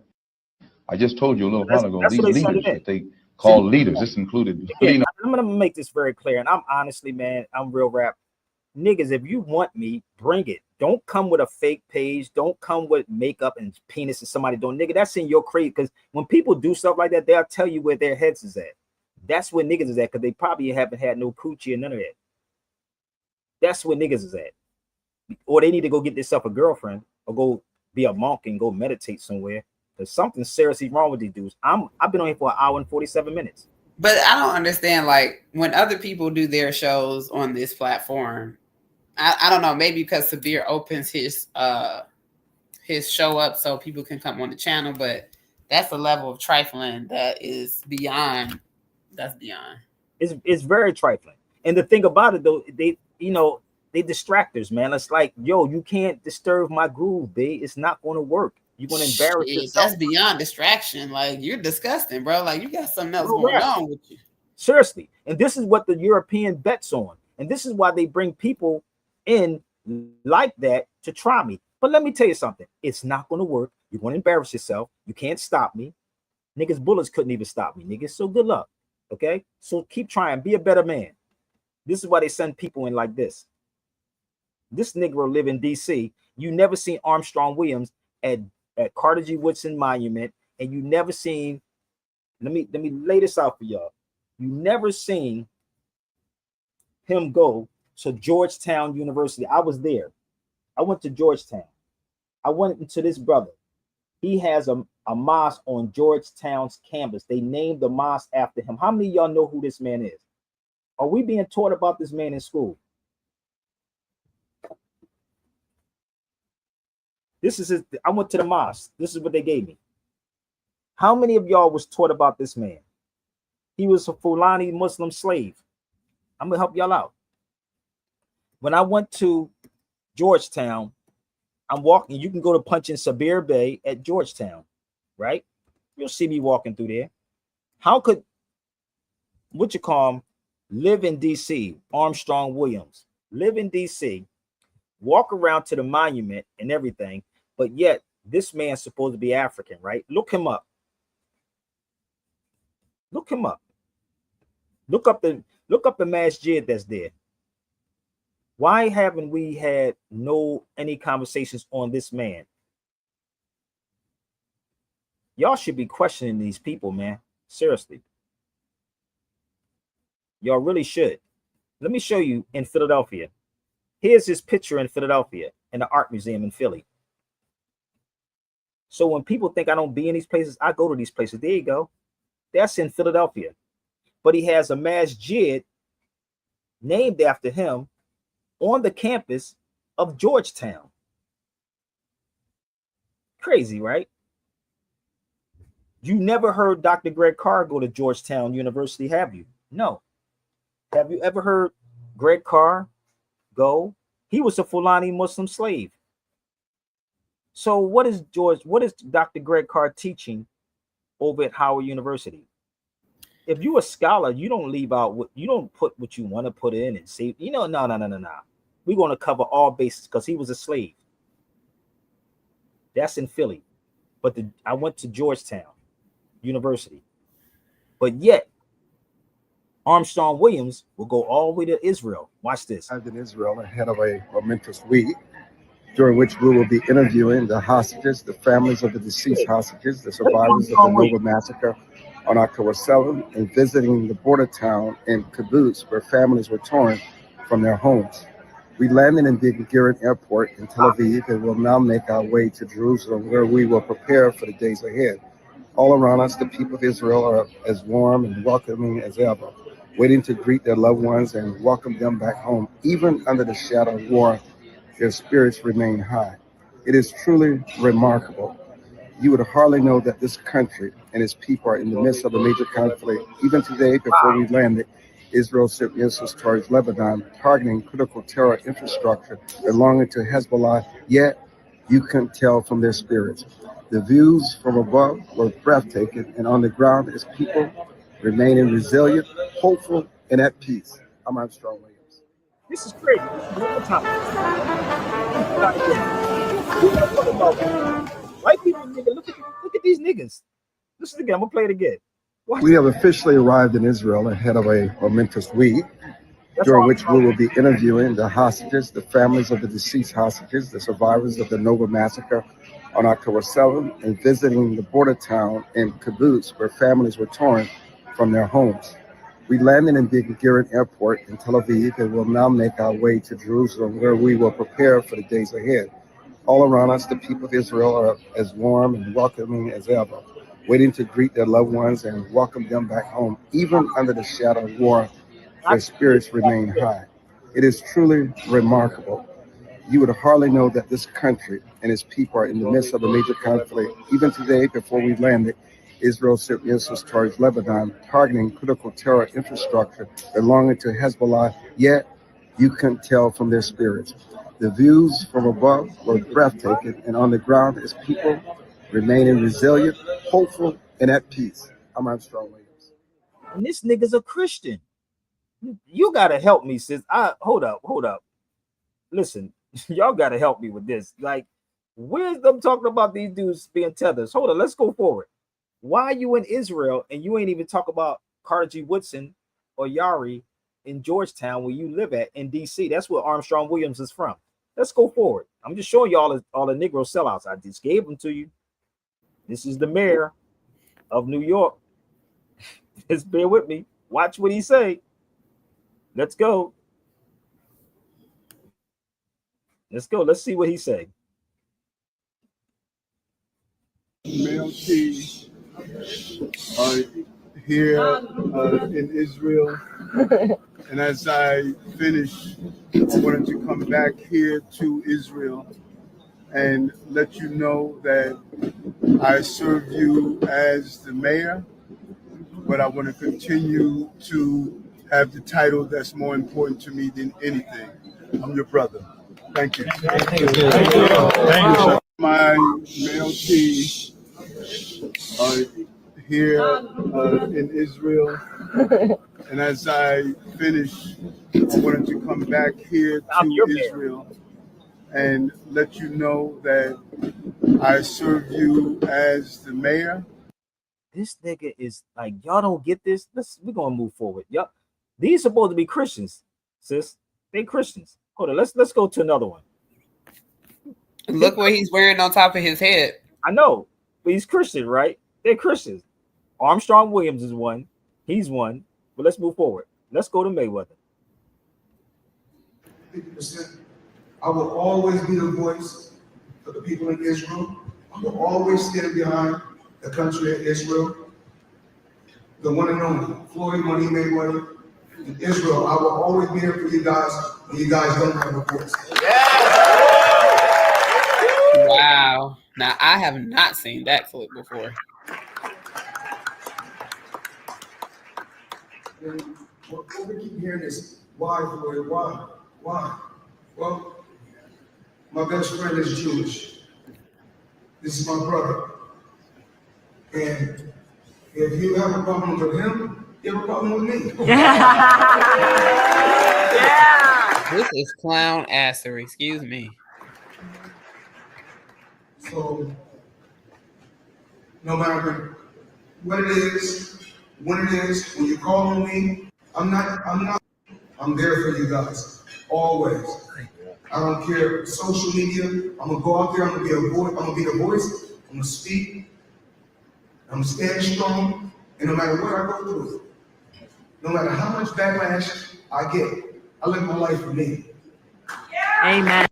You know the funny part? Somebody got in the comments in February the IRS put a lien against Floyd Mayweather. You know the crazy part is he should have called me and paid me that money. You know there's two different liens. You do know that, right? I can tell you about a common law lien and mechanic lien. You do know that it's two different liens. Mechanic lien and common law lien. One more time now. But Sabir, like this is clear. Like this is a clear understanding of where we are as a country. People are willing to. I'm not saying you have to not say one thing over the other, but it's a whole genocide going on, people. It is. I don't know what this person means. It doesn't matter whether you are pro, against. There is children, women, men starving. They're killing them. Innocent people. You should not stand on the side of anything platform, righteous. God is not in them, man. Listen. Whoever Absolutely not, because this is a psychosis at its finest. I'm sorry. What did Tommy David just say? The oppressor will oppress the oppressed, and to the oppressed eventually oppresses themselves. You don't get it? Like this person, I keep asking to come on the feed. That's all they got to do is come on the feed and click the link. This is a direct connection to I cannot live without the money. I cannot live without the material things. For you to get on this stage and to I didn't even know this video was circulated. Really? Because I've never seen it. But I've seen the one with the mayor because New York had a big conversation about Israel for a minute. And my stand stands for what it is regardless. It's a whole genocide going on, people. Yo, let me tell you something. Sometimes I wake up and I'll be like, I think I'm on the wrong side. I swear to God, every time I wake up in the morning, I'll be like, nigga, I need to go over there with them because they get money. Like, then I have to think about my principle. Look what he's saying. But they ain't got nothing on Sabir though. They ain't got nothing on me, so I'm fine. Maybe that's why they have something on him. So let me show you how this works. Absolutely, all these people. I told y'all what. Listen, I can tell y'all what a lien is. I did a book on liens. Y'all should really get the book I did on liens. I did a book on a lien. I had a lien against my truck in Philadelphia. So they either paid off his lien, right? Because a lien is an interest in something. See, we're so busy, we're not even comprehending this. A lien is an interest in something. Let me give you an example, right? Sis, when my mom's house was getting ready to get sold in Philadelphia, she had a water lien. I swear. Now, mind you, it's 9 of us. We all going at it, big family house, whatever. I took the responsibility, right? My mom had a leak in the basement on 22nd and Carrollton. Anybody from Philly know how big these houses are. My father bought the house for $1,300 way back in the day. Their house is motherfucking worth $700,000 now. I swear to God, right? My mom passed away in 2008. And nobody wanted to put the water bill and none of the bills in their name. Out of all my brothers and sisters, I put it in my name. I swear to God. I forgot. I don't know if they moved. Where my sister at on here? I think they moved the water department. Tim, where's the water department? I mean, the water department downtown, right? It was another department on Chestnut Street. I forgot what that was. I don't know if the electric or water, whatever. It's been so long. What happened? The water bill, I'm not lying, sis. The water bill was $60,000. I'm gonna tell you why. It wasn't that she wasn't paying it. There was a leak in the basement. So no matter what it is, when the water runs, they charge you for that shit. Crazy, right? They charge you. And to count on, now this is after about a year or two, my mom passed away, you know, whatever, we still there. And it accumulated, right? So when I went to the water department, I never forget this. They said, no other child with this is the lady told me. She said no other child will put that high ass electric bill and high ass water bill in their name. Nobody want to do it because if you don't pay the water bill in Philly, right, the pipes freeze up. If you're from the East Coast, the pipes freeze up and they burst, right? So I wasn't even really, you know, I was there, but I wasn't there. I was there between there and New York. And I remember going there and none of my family wanted to put it in their name. So they thought I was crazy. They was like, well, nobody did that shit. So I put it on my name. So when my brother went to go sell the house, and then nobody wanted to deal with the house because of that brother and this brother and that sister wanted this, and it was a whole lot of stuff. I didn't want nothing to do with it, nothing. But I went back to the house because my father was passing. I was living with my son Amir that passed away. We was on in Philadelphia, and my mom wanted help with my father because my father had cancer and he was ready to go. And she said, well, everybody like he's the only one that ain't with nobody, ain't married. They talking about me, like that nigga. Talking about far as the family. Now we have nephews and nieces, but it was me, right? My other brother was locked up doing 20 years, right? So all this shit was going on. I said, okay, hell with it. I'm gonna go there. Boom, I'm there. So now my father passes. My mother's getting passed. So then she passed, and all this stuff came on me. And I took it upon myself. And this is why I said I carried so much on me, right? So nobody wanted to deal with that, right? That was the gas. There goes the gas company too. That was the other one. That motherfucker was high too. The gas company was high. That was on that too. That's a whole nother story, but that was high too. So I'm breaking this down to y'all so y'all can understand this. So what happened was the gas company and the water company. I remember I was sitting in both of them, and they looked at me like, "You really taking that responsibility?" So when my brother went to sell the house, sis, I got a phone call. I came from New York. I came in Center City. I forgot where we were sitting at, and I'm sitting at this table, and the person who bought the house was an Asian dude, an Asian. So what they had to do is they had to pay off the liens that was on the house. There was a lien from the water department. So in my head, my brother at the time, now he's more open to it because he just came home from jail doing 8.5 years for murder. So I'm just giving y'all the timeline. So we sitting there. This is my oldest brother. He might be watching this, might be get mad at me. But anyway, it is what it is. So we sit at the table and I'm pissed. I'm not showing it, but I'm pissed off. Right. And I had to come down so I can sign off on the lien saying it's released. I had a lien against my pickup truck in Philadelphia. So let me explain to y'all how this lien thing works. And I keep telling y'all should take the classes I have or get that lien book I did. So you have to satisfy the lien. So the dude had to satisfy the lien and then buy the house, if that makes sense, right? Because that's what happens. So because you got to buy both, you got to deal with both of them. So that's what's going on with Mayweather. So there was a lien against his property. Somebody had interest, but see, y'all don't even question the IRS. If I tell you go to Title 26 of the United States Codes, would you go? How many of y'all studied Title 26? I'm gonna put it up here for y'all. I'm gonna give you both of the codes. Now, I'm not telling y'all to go, yo, you got to go do it. Okay, hold up. I'm gonna give y'all both of them. See, I don't tell people to do stuff to get themselves in trouble. Now, I'm going to tell you, and when you look this up, you're going to find it for yourself. This is the tax law right here.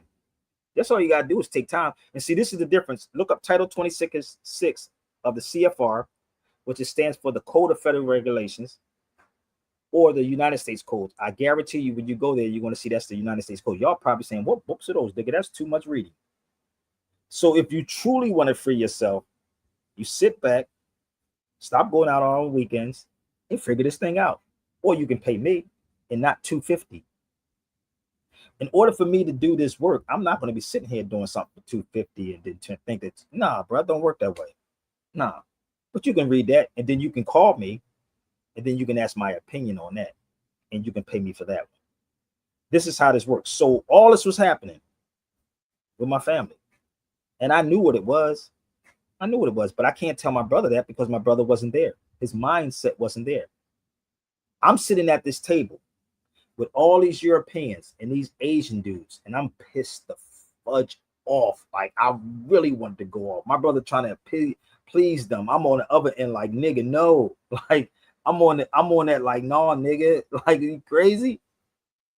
So I can take you there, but if you don't get the backing, if you talk like this. So look up Title 26, and if y'all want to have that conversation, we can. I can walk you through it, but it's not gonna be for $250. Come on, big. I'm worth more than that. I used to have a lien against my truck. So what they did to Mayweather, because Mayweather have the wrong people around him. He has yes men around him.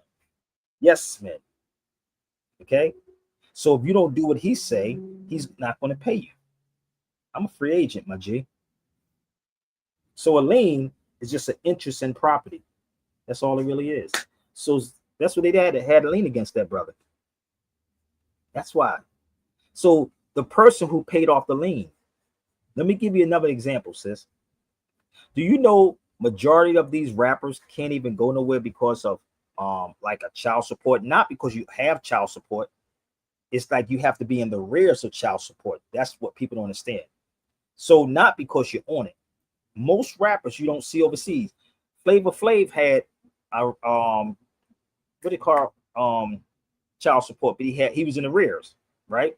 So Flavor went to that show called The Flavor of Love. Who paid it off? They did. You see how that works? So now that means he's in debt to them who paid it off. So whatever they say do, you have to do, if that makes sense. Whatever they say, like Mayweather, you have to do what they say do. And this is what y'all don't understand, how hard this is, what I'm doing. I'm not under nobody. You can't control me. I ain't bought off. So when you want to be famous or fake famous, that's what happens when you want to be fake famous. That's why I love what KRS-One does. You can pay me $50,000 when you paying $50,000, and I never went to college. But KRS-One said in Brooklyn, y'all are going into debt when I never went to school, but your university is paying me to come speak to you. I said, ew. KRS-One said that in Brooklyn. I was like, ooh, that hurt. He said, you're going into debt. Your school is paying me to come speak to you, a person that never went to college, that only went to a certain grade school, to come speak to you, and you're in debt. This is the problem. See, this is the thing about me. The things that you want will get you more in debt. Everybody struggles, man. Everybody. And this is what I'm seeing now. The more I mature and I'm starting to see it more and more, and I'm looking at these dudes like Armstrong Williams. If we talk this unity thing, we talk this coming together thing, and it's kumbaya. 19 Keys don't want to do it. Rizza Islam don't want to do it. Earn Your Leisure don't want to do it. DL don't want to do it. Not even, honestly, Godfrey, maybe, a lot of these dudes don't want to do it. I'm just being real, because they more so concerned about them, right? About them losing the light. This is why I love my brother Joey Molino. This is why I love KRS-One. KRS-One, you know what he used to do? KRS-One was the type of person that would bring you on tour. So once I take you there, it's up to you. You see what I'm saying? Once I take you there, it's up to you to walk through that door and you be that person. And that's how I have always been. I will give you that. But now I'm pushing back and saying, I'm cool. I don't want to do it no more. It's easy to say, be a yes man. And I don't want people around me that's a yes woman or man. Karen will tell you that. Curse me out every fucking 5 minutes. I'll be like, okay. And this is the reality. And this is why I go home, because niggas keep Be level-headed.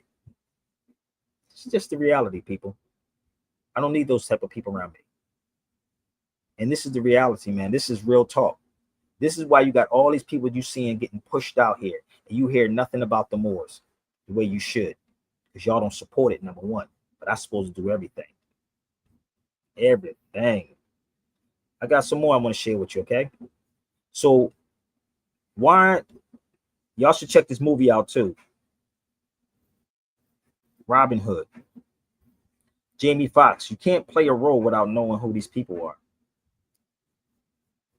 You have to, when you play these roles, you got to know. You got to know.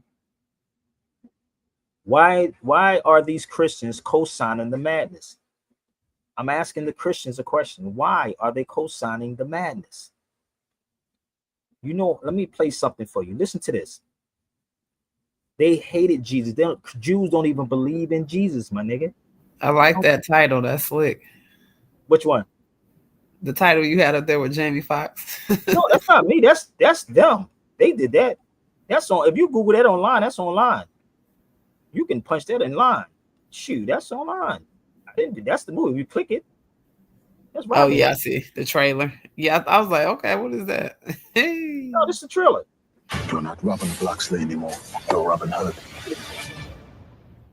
And they say it in the face of the people every day. But now you get to be a thief. And I'm going to show you how. It's a remake. Yes, it is. Shoot me. Well, the movie's good. I've seen it. The movie's good. Please. You have to be a warrior. Fast as you can. Faster. What are you doing to my coat? When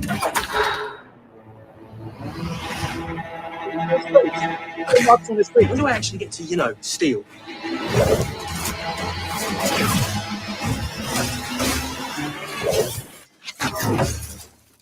Always teaching the Europeans. What else you got? There's been whispers of a thief. I'm the law and order here. Any talk of the thief, bring it to me. One thing keeps him in power. The money. We steal it. Want to hit the treasury yourself. Set up a meeting. Everyone is with us. This is our shot. Here's the plan. This is an inside job. You are a lord. Get close with the sheriff. Who do you think the thief is? Clearly, he's well trained, adaptable under fire. You'll get him eventually.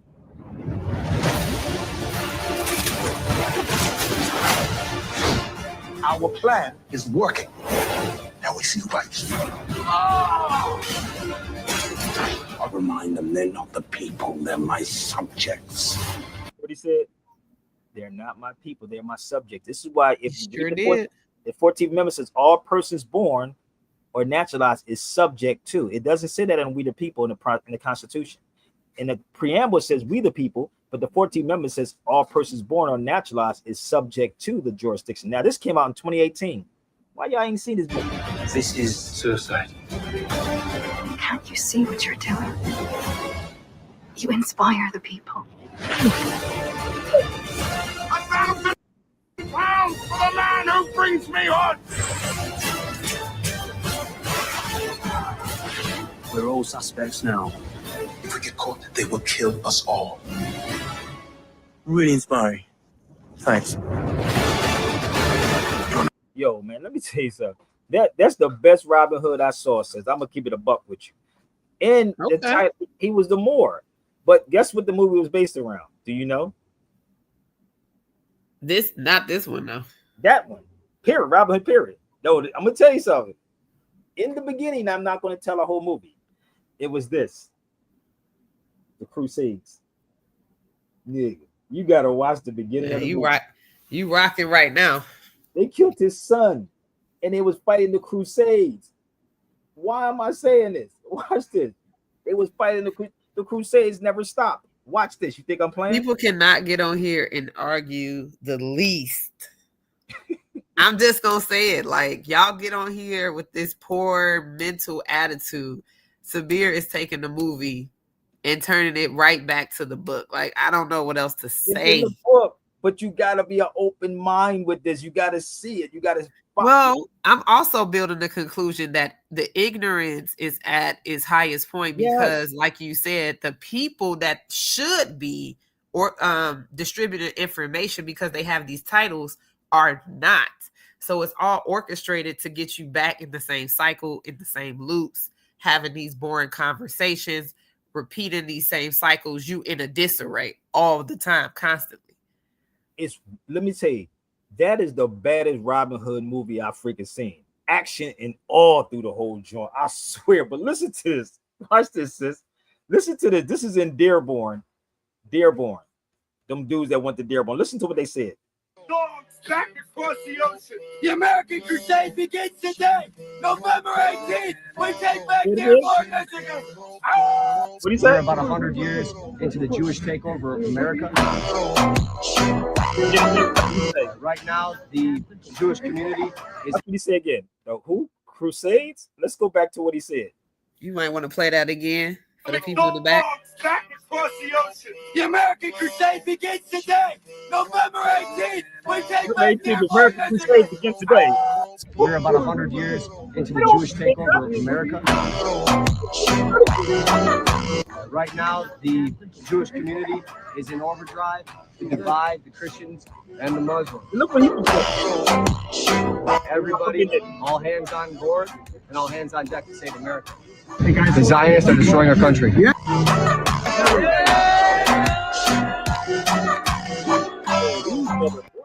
Sending these Islamic dogs back across the ocean. The American Crusade begins today, November 18th. We take back Dearborn, Michigan.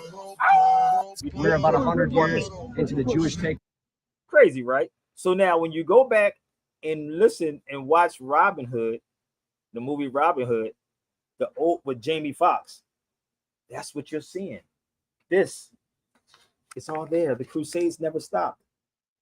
It never stopped. And this is the distinct line between how we have developed not to read and not to write versus our counterparts. So when we're talking about educating yourself, it's not by the least to say you get a couple of videos or you listening to lectures. No, you're really putting forth the work to develop your comprehension skills, to develop. I'm going to go in my teacher talk real quick, your Lexile level. Because a lot of people probably feel some type of way because they can't read a certain amount of words or have a certain word count. So they can't even comprehend the books that Sabir is displaying in his channel. So that's what I'm starting to realize too. Psychologically, you guys are misguided. You're angry. You feel some type of way. But the only way that improves is if you really start to take it from the smaller points, find these articles, like he said, fact check his information, start at small pieces to build your way up. For him to connect that movie to a book, we gotta see what this is for what it really is. Sabir is connecting all channels at this point, right? Because he has that comprehension skill. He has writing skills because he wrote a newspaper for several, like for a moment, for real, in real time. Oh, you talking about that takes not only comprehension. Writing is a whole totally different part of the brain that is functioning for people that are thinking about it in a simplistic way. It's not simplistic. No, writing is a whole different part of the brain's component to function. I'm gonna get back to that, and I'm gonna start using technology, modern times. But this is the paper that we did back in right here, people. That takes skill. This is before the computer. His mind was the computer. He's putting himself to work. There it is. 2003, that was copyrighted. Why are the so-called Black Americans confused about their American and Indian more connection? That was back then, right? So I used to have a newsletter every week also that I would put on people's cars every week.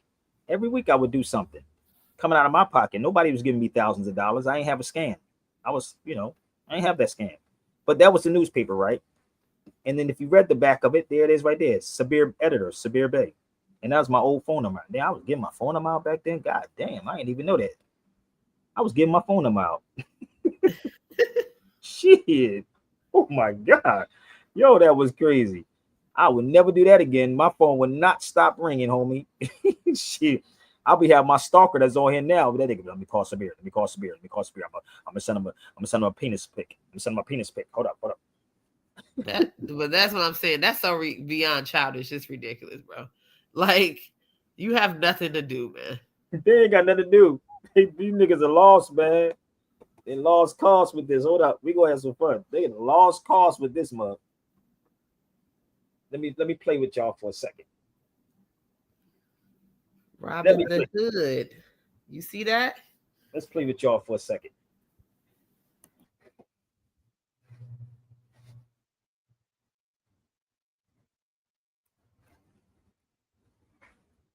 How you doing? Let me put my skirt on too. Oh, I mean my kilt. Let's put the kilt on. Alhamdulillah. It's you with your own stuff. Woo, boy, you gotta love these things, man. You gotta love it, man. So, oh, that was long before Ye started doing that, y'all. Okay. So if y'all want to support me, I'm gonna put my banner up here one more time, y'all. Y'all can go to. I've been on here about 2 hours and 20 minutes. So that's my Zelly right there. If you want to reach me, or if you want to get any books, if you just want to just sow a seed, they say sow a seed in the church. I think, sister, y'all can sow a seed if you learned something in this 2 hours and 20 something minutes. That's PayPal. I do have a Chime. I do have an Apple Pay. I do have a Cash App, SabirBeyRadio@gmail.com. It all works. It all works, people. Okay. I'm just probably give them like, how many more minutes should I give them? 10 minutes, 15 minutes? What? How many more minutes y'all want? I don't need cheerleaders on the sideline, y'all. Y'all can pass the plate. Everybody always cheerleading. I like that. Well, that was kind of cool, brother. And repeating what I'm saying. That's kind of cool. So, damn, I got to put all these books up every goddamn time, sis. Damn, this is a lot of work. This is like, people get paid a lot of money for this kind of stuff, y'all. God damn, I got to put everything back.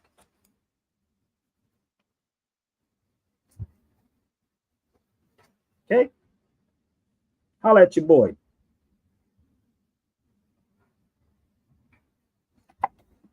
Did y'all send this to Umar and all of them? Did y'all send this to Tariq Nasheed and them? They probably got enough and they probably running right about now, sis. I'm gonna run. I'm gonna run. I don't want to talk to Sabir Bey. That's that pseudo information. Bring the whole house of conscious over this cipher. Bring the whole house of conscious to the cipher. So I had a couple more things I want to share because usually when I get off here, I'll be like, damn, I forgot to bring it up. You know, I got to take some more ginkgo biloba. Oh, this is the book that came with my kilt, sis. This is the book that came with it. So this is the Irish Moors. In Philadelphia, they have the Irish plaque down there in Philadelphia too. In Philly. See all the Moorish? Oh, all those Moorish names. Really? This came with the kilt. Because you know why? The Moors was in Ireland. Yes, the Moors were there too. Oh, damn.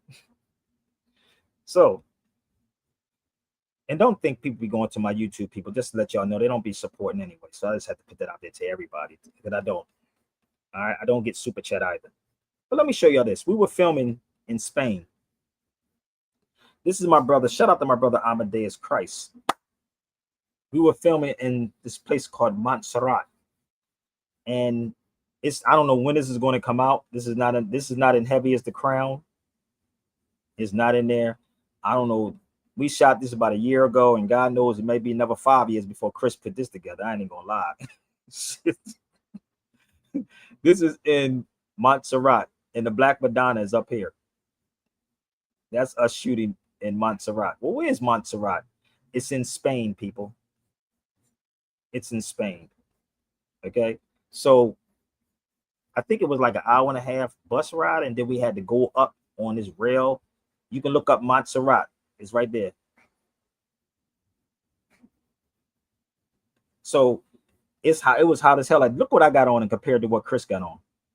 Nigga, it was hot that day. This nigga got black pants on and a jacket. Nigga, it's hot as hell. Okay. It was hot as hell that day. So we up here filming in Montserrat. I'm gonna show y'all something when he went to go finish up filming. This is in Spain. How many of y'all ever been there before in Montserrat? Here we go again. Filming. This was over a year and a half ago, I think it was. Chris made me hot. Look, he made me hot as hell, sis. I ain't gonna front. I was like, nigga, I'm burning up just looking at you as we filming. So let me just show you what I'm talking about. Give me 1 second. Can I get an open? Let me find me an open. Let's see. Let's see if I can pull this up. See what trouble I was making in Spain.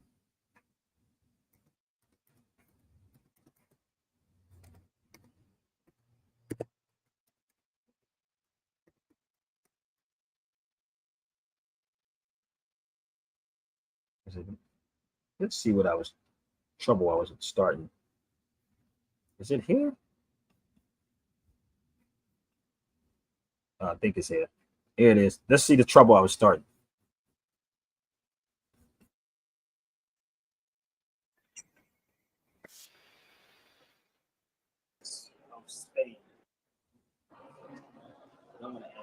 Troublemaker. This is in Spain, right? This is in Montserrat, where you see us taking on the streets of Spain.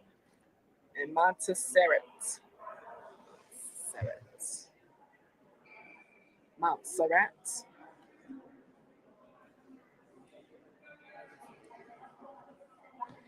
Why are you laughing? Because I said I'm gonna be a troublemaker? Yes, I was. Can I ask you a question? Why do they call it the Black Madonna instead of Moorish Madonna? That Black Madonna instead of that? Moorish Madonna. She's a Moor. I see. Well, she's actually hidden from the Moors, and that's why. Hidden from the Moors? She was hidden from the Moors. What does that mean? You gonna hide her from the Moors if she's the Moor? But what the story behind it says. How the hell you hide her from the Moors? Hold up. Let's see. Is it more to this? There's more to that. Let's see something. Let's go back. How you gonna hide her from the Moors? Hold on. Let's find some more. Let's see.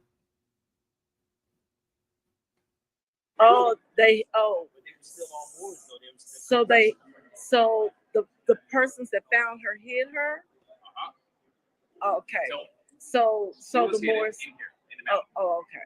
Wow. And after different lights came here, basically this is rice. Oh, wow. Gracias. You see how they did it? You see how he just Now, who goes to these places and do stuff like that? So when I was there, I said, hold up. How you gonna hide her from the Moors and she is the Moor? But y'all go to AI for stuff, not a real person that stands there. I can't wait till this film is finished, man, with Chris. I don't know when it's gonna be finished, if we still here on this planet. You know what I mean? But this day was crazy as hell. It's other videos we did while we were there too. It is out. It's one that's 21 minutes. But that's Montserrat. And they have a statue of Madonna in there. Guess how much it was? It was a statue. It wasn't even that big since the Black Madonna. Yeah, that's what it is. The Black Madonna. It was $300 for it. Oh yeah. I said, man, that's probably cheap. That's probably the cheaper. Yeah. No way in hell. And I'm going to spend $300 on no goddamn statue. I'm not. The way my bank account is set up, I'm trying to get money from everybody on here. So everybody drop $100 if you can. Shit. So let me go a little further. I'm almost finished. Let's go here and listen to this Christian guy real quick. And this is for my Christians. Bear with me. Listen up. Suing Orthodox churches in Palestine to get them to leave. Today, priests in Palestine announced that the Israeli government is suing them for property taxes that they claim they did not pay. The priests did pay the taxes, and they even have the receipts. The receipts that the Israeli government are saying are invalid. The West Bank and Palestine has seen one of the deadliest years for Christians in decades. With the city of Taiba, the last Christian city, being under attack, Israeli settlers burning the village, and I mean setting it on fire to get the Christians to leave. Also, Catholic churches in Gaza, such as this one, under tank fire. And in other Israeli-occupied lands in Syria and Lebanon, statues of Jesus Christ and other Christian figures are destroyed. This statue of Jesus thrown on the ground and its head was cut off. And in other places like Bethlehem, the birthplace of Jesus, during Christmas last year, the Israelis shut down the churches, not allowing anyone inside for Christmas or Christmas Eve. Israel is deliberately targeting Christians all across Palestine. Why does the U.S. keep supporting them? Comment why you think below. Israel is suing Orthodox Church. You ain't hear that in the news, are you? Oh, well, maybe that was made up, Sabir. Let's go a little further. That's made up, Sabir. So why these Christians ain't talking about this? Let's be with me. Why Armstrong Williams is not talking about this? Hold up. Let's go here. Let's go to another one since they think that was made up. It's propaganda. Okay, let's go. It's really fun. Look. They're citizens. Look, really.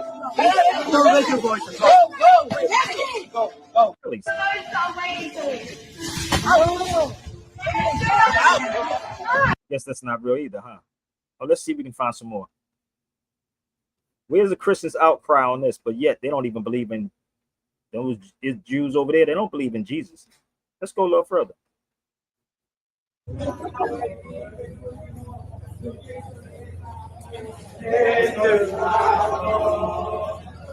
Get on them.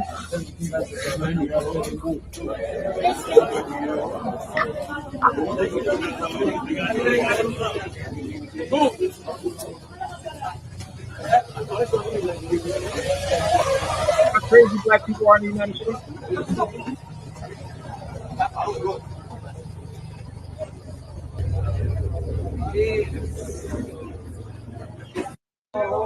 You know the wild part is, you know that the Muslims holds the key to the church in Israel. Did y'all know that?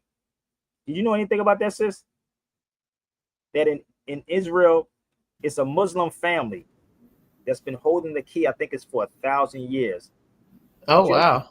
Look it up. I can't make it. Look up Muslims holding the key to the church. Let me see something. But yet you disrespect Muslims, but Muslims are the one that's holding the key. And reason why they hold the key is because you have different denominations are fighting one another. That's what's happening. They're fighting one another. Can't make this up, bro. But y'all not being taught that over here. You niggas over here arguing silly stuff, and these crazy. They can't call themselves Christians. They can't.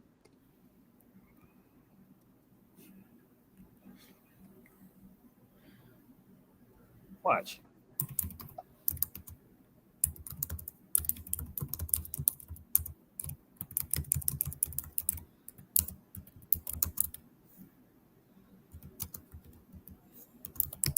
Here it is. I'm gonna help you out, sis. See?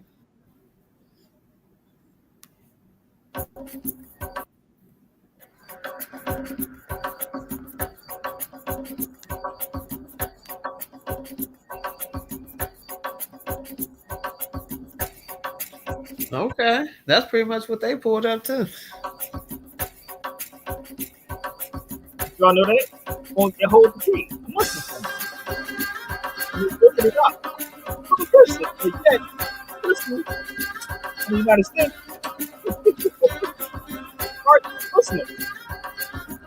Now, how ironic is that? تغير نحن بسنة 1187 عاد يوم بالتفكير زي تفكير كرود كانت نوبي يعني دخلت المود زي شايتي بين 8 سنين في زي ولخ مع أبا لبين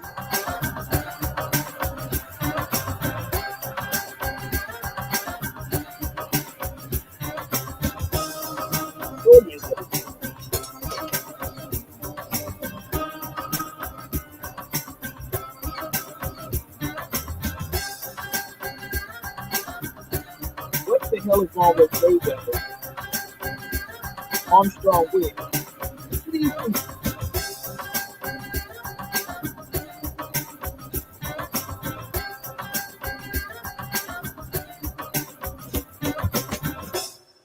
Damn, dude. Y'all better get some. Y'all better. I wish I had the money to go around the world, sister. I ain't gonna lie. I'll be doing the most, man. Hold on. Let's go, look, bro. I'm almost finished. With AI, You can create any character you want in seconds. this used to require huge Hollywood. This is crazy. My You say- name is Adib Jude al-Husseini. I'm the key holder of the Church of the Holy Sepulchre in Jerusalem and the holder of the stamp of the Holy Tomb. The story of my family began in 1187 when Salahuddin al-Ayyubi liberated the city of Jerusalem from the Crusaders. The sects agreed, and from 1187 until today, we have been holding the keys of the Church of the Holy Sepulchre. We have preserved it with our blood and soul. It is our second home. My job is not just an honorable job, and it is not just the heritage of my family as a Muslim family. It is the heritage to all Muslims across the world that a Muslim family has held and preserved the church for 850 years.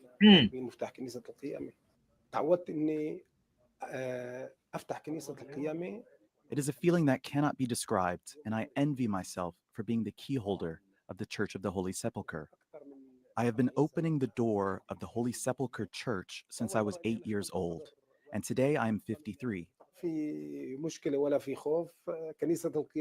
For more than 40 years, I've had this responsibility. My father gave me the seal of the grave when I was 12 years old, and I sealed the tomb. Now I have 3 children, and I've started teaching them. Sometimes I open, sometimes they open. The keys of the Holy Sepulchre Church are in the custody of the Jude al-Husseini family, and hopefully this will last forever. My family received 2 keys from Salahuddin al-Ayyubi because there were 2 doors. Every door had 2 locks. 2 doors, 4 locks. 1 key opens 4 locks. The key broke 500 years ago, so we used the second one. We don't want to leave the Holy Sepulchre Church. It is captive, just like Al-Aqsa Mosque. It's the same thing. We are peace callers.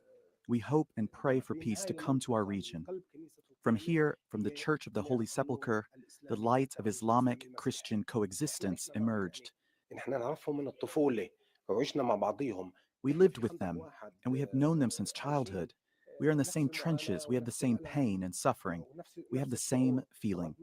These churches are also Arab churches, not just Palestinian. We are not just brothers in ethnicity, but also in blood. Kind of crazy, right? You ain't gonna get this on them shows. You ain't gonna get this. So you think something negative. Oh no, brother. But you tell me why Armstrong Williams and them happen. You know why? They're getting paid. That's it. See, I can get paid if I shut up and be quiet and act like a nigga. Stay in your place, nigga. I can get major paid. Absolutely. I'm telling you, this is weird as hell, sis. Anytime you have Nicki Minaj, I'm gonna say this again.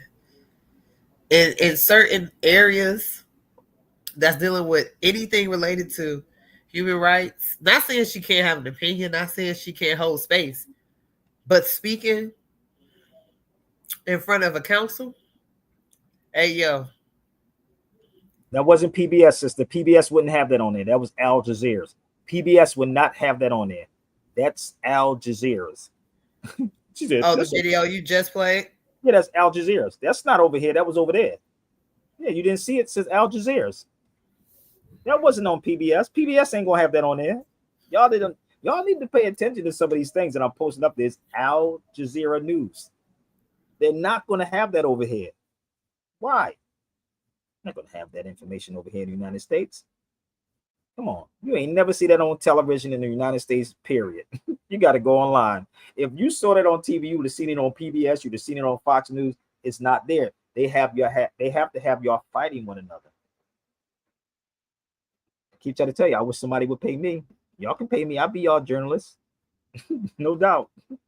Let's go. I'm almost finished because I'm done. I need to get to the gym. We delve deeper into the intricate dynamics between Israelis of European descent, known as Ashkenazi Jews, and Palestinians, shedding light on the complexities of identity, history, and the term Semite. Ashkenazi Jews, originating from Central and Eastern Europe, have played a significant role in the establishment and development of the modern state of Israel. Their migration to Palestine, and later Israel, was influenced by a variety of factors including the Zionist movement and the escape from persecution in Europe. On the other hand, Palestinians, with their deep-rooted history in the land, have found themselves in a prolonged conflict with the state of Israel, leading to tensions, disputes, and violence that have lasted for decades. A fascinating yet complex aspect of this relationship is the Semitic origins of Arabs. Arabs, including Palestinians, are considered Semitic people, with their language, Arabic, being a Semitic language. This brings us to a paradoxical situation where allegations of anti-Semitism are made in the context of the Israeli-Palestinian conflict. The term anti-Semitism has historically been used to describe prejudice against Jews, and it has its roots in racial theories and discrimination that targeted Jewish communities. However, when we consider the broader definition of Semite, which includes Arabs, the dynamics of the term become more complex in the context of the Israeli-Palestinian conflict. Critics argue that policies and actions that discriminate against Palestinians can be seen as a form of anti-Semitism, as Palestinians are Semitic people. This perspective challenges the conventional understanding of anti-Semitism and calls for a nuanced and careful use of the term. It is crucial to approach this topic with sensitivity, acknowledging the historical suffering of Jews, the legitimate rights and aspirations of Palestinians, and the need for a just and lasting resolution to the conflict. In summary, the relationship between Israelis of European descent and Palestinians is layered with historical, cultural, and linguistic complexities. Understanding these nuances is key to unraveling the intricacies of identity, conflict, and the quest for peace in the region. So listen, I think I gave y'all enough of my time. I gave you 2 hours and 3 hours. So please show your love, show your support. I'll put my banner back up here. And I'm telling you, because this is me, sister. I'm more and more moving away from a lot of stuff that's on social media, sister. I really am, because it's not even worth Sabir's time anymore. It's because it's burning me out. It's not a physical thing. It's a mental thing. Because I don't get, people not. I don't know what's wrong with our people, brother, but it is what it is. But I'm gonna leave this up here. But if you want to support it, you can. It takes a lot of time to do this, because I do have to call my daughter up and support people in the yellow. Again, I do have a Zelly. It's my email, my PayPal, my Chime, my Apple Pay. I'm not promising building a school. This is the school. It's already here. It's the Sabir Bey University. I'm not like Umar to say the school is coming. The school is here. So please help so I won't walk away from this, so I can keep y'all updated on what's going on out here and correcting the wrong by supporting. So this is the Blackamoor, Tawny Moors, all of it. This is J.A. Rogers' book, 100 Amazing Facts About the Negro by J.A. Rogers. So please show your love and your support. Share it, share it, share it 1,000,000 times on X. And if, again, set it up with any of these people that y'all think is that sharp on social media. Okay? And let's have a real conversation. I don't hate nobody. I'm not, what they call it, it's another word they said I was. I don't even know. I forgot the word. But anyway, I'm none of those things, people. I'm just a person that's tired of the bull. That's it. Because y'all support the foolishness. So if you want to try to test me, do your research. Like my sister said, go to AI and punch in Sabir Bey. Or go to Google and punch in Sabir Bey. Okay? Yes, thank you, my brother. Stay high. And I hope people go do it. But anything you want to share, sister, before I go? Because I do have to go. It's been 3 hours down there. But I got to go to the gym, get my mental in, my physical and mental in. So if you want to get the book, Race and Racism in the United States, holler at me. And if you want, I did a book also on Fatima Fera, the oldest university in the world too. Let me show you this book. This is the oldest university in the world. Give me 1 second. When I went to the went there when I was in Fez. This is the oldest university in the book in the world. But the Pope went there. I thought I had her book up there, but I don't. But that's one of my books. And this is another book that I do have. Give me 1 second. These are books I've done. Al-Razi, Modern Medical Science. This is another book I did. Most of y'all don't know about him either. So it takes time to do all this stuff, sis. And I was in the University of Barcelona, and these are the books that I was reading in Barcelona. These are the books I was reading. Irish Speak Gaelic. This is the Persian dictionary, Persian. This is all I had. And this is Fatima's book right here. They asked me to leave my passport. That's Fatima Fair's book. So this is me in Barcelona University. So I don't go to AIs and all that other stuff and watch people's pages and steal from them. No, I go there. So I'm gonna push this up here. Talk about it. I'm being real, man, because I'm tired. So this is in J.A. Rogers' book. So the Persians was us. So please, people, leave in peace and do not let nobody disturb your groove. You see my information in the yellow, you can reach out to me. Don't think that you're going to get an interview with me for free, though. I do got to talk to this young brother that did hit me up, sister. That young brother hit me up, and I told him he can interview me. But I got to go, sis, and call my children. Peace. Peace.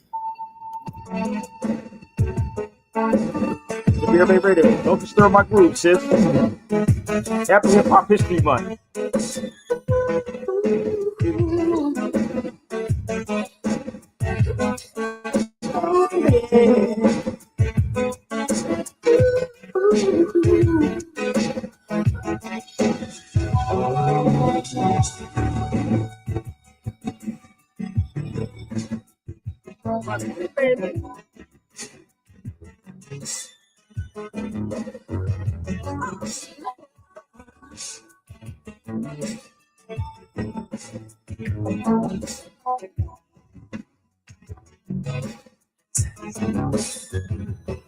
Pay attention, you're listening.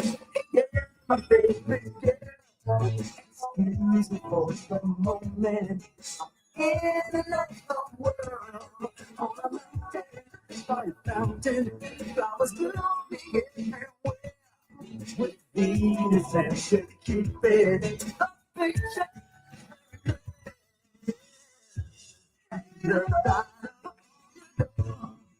They don't. You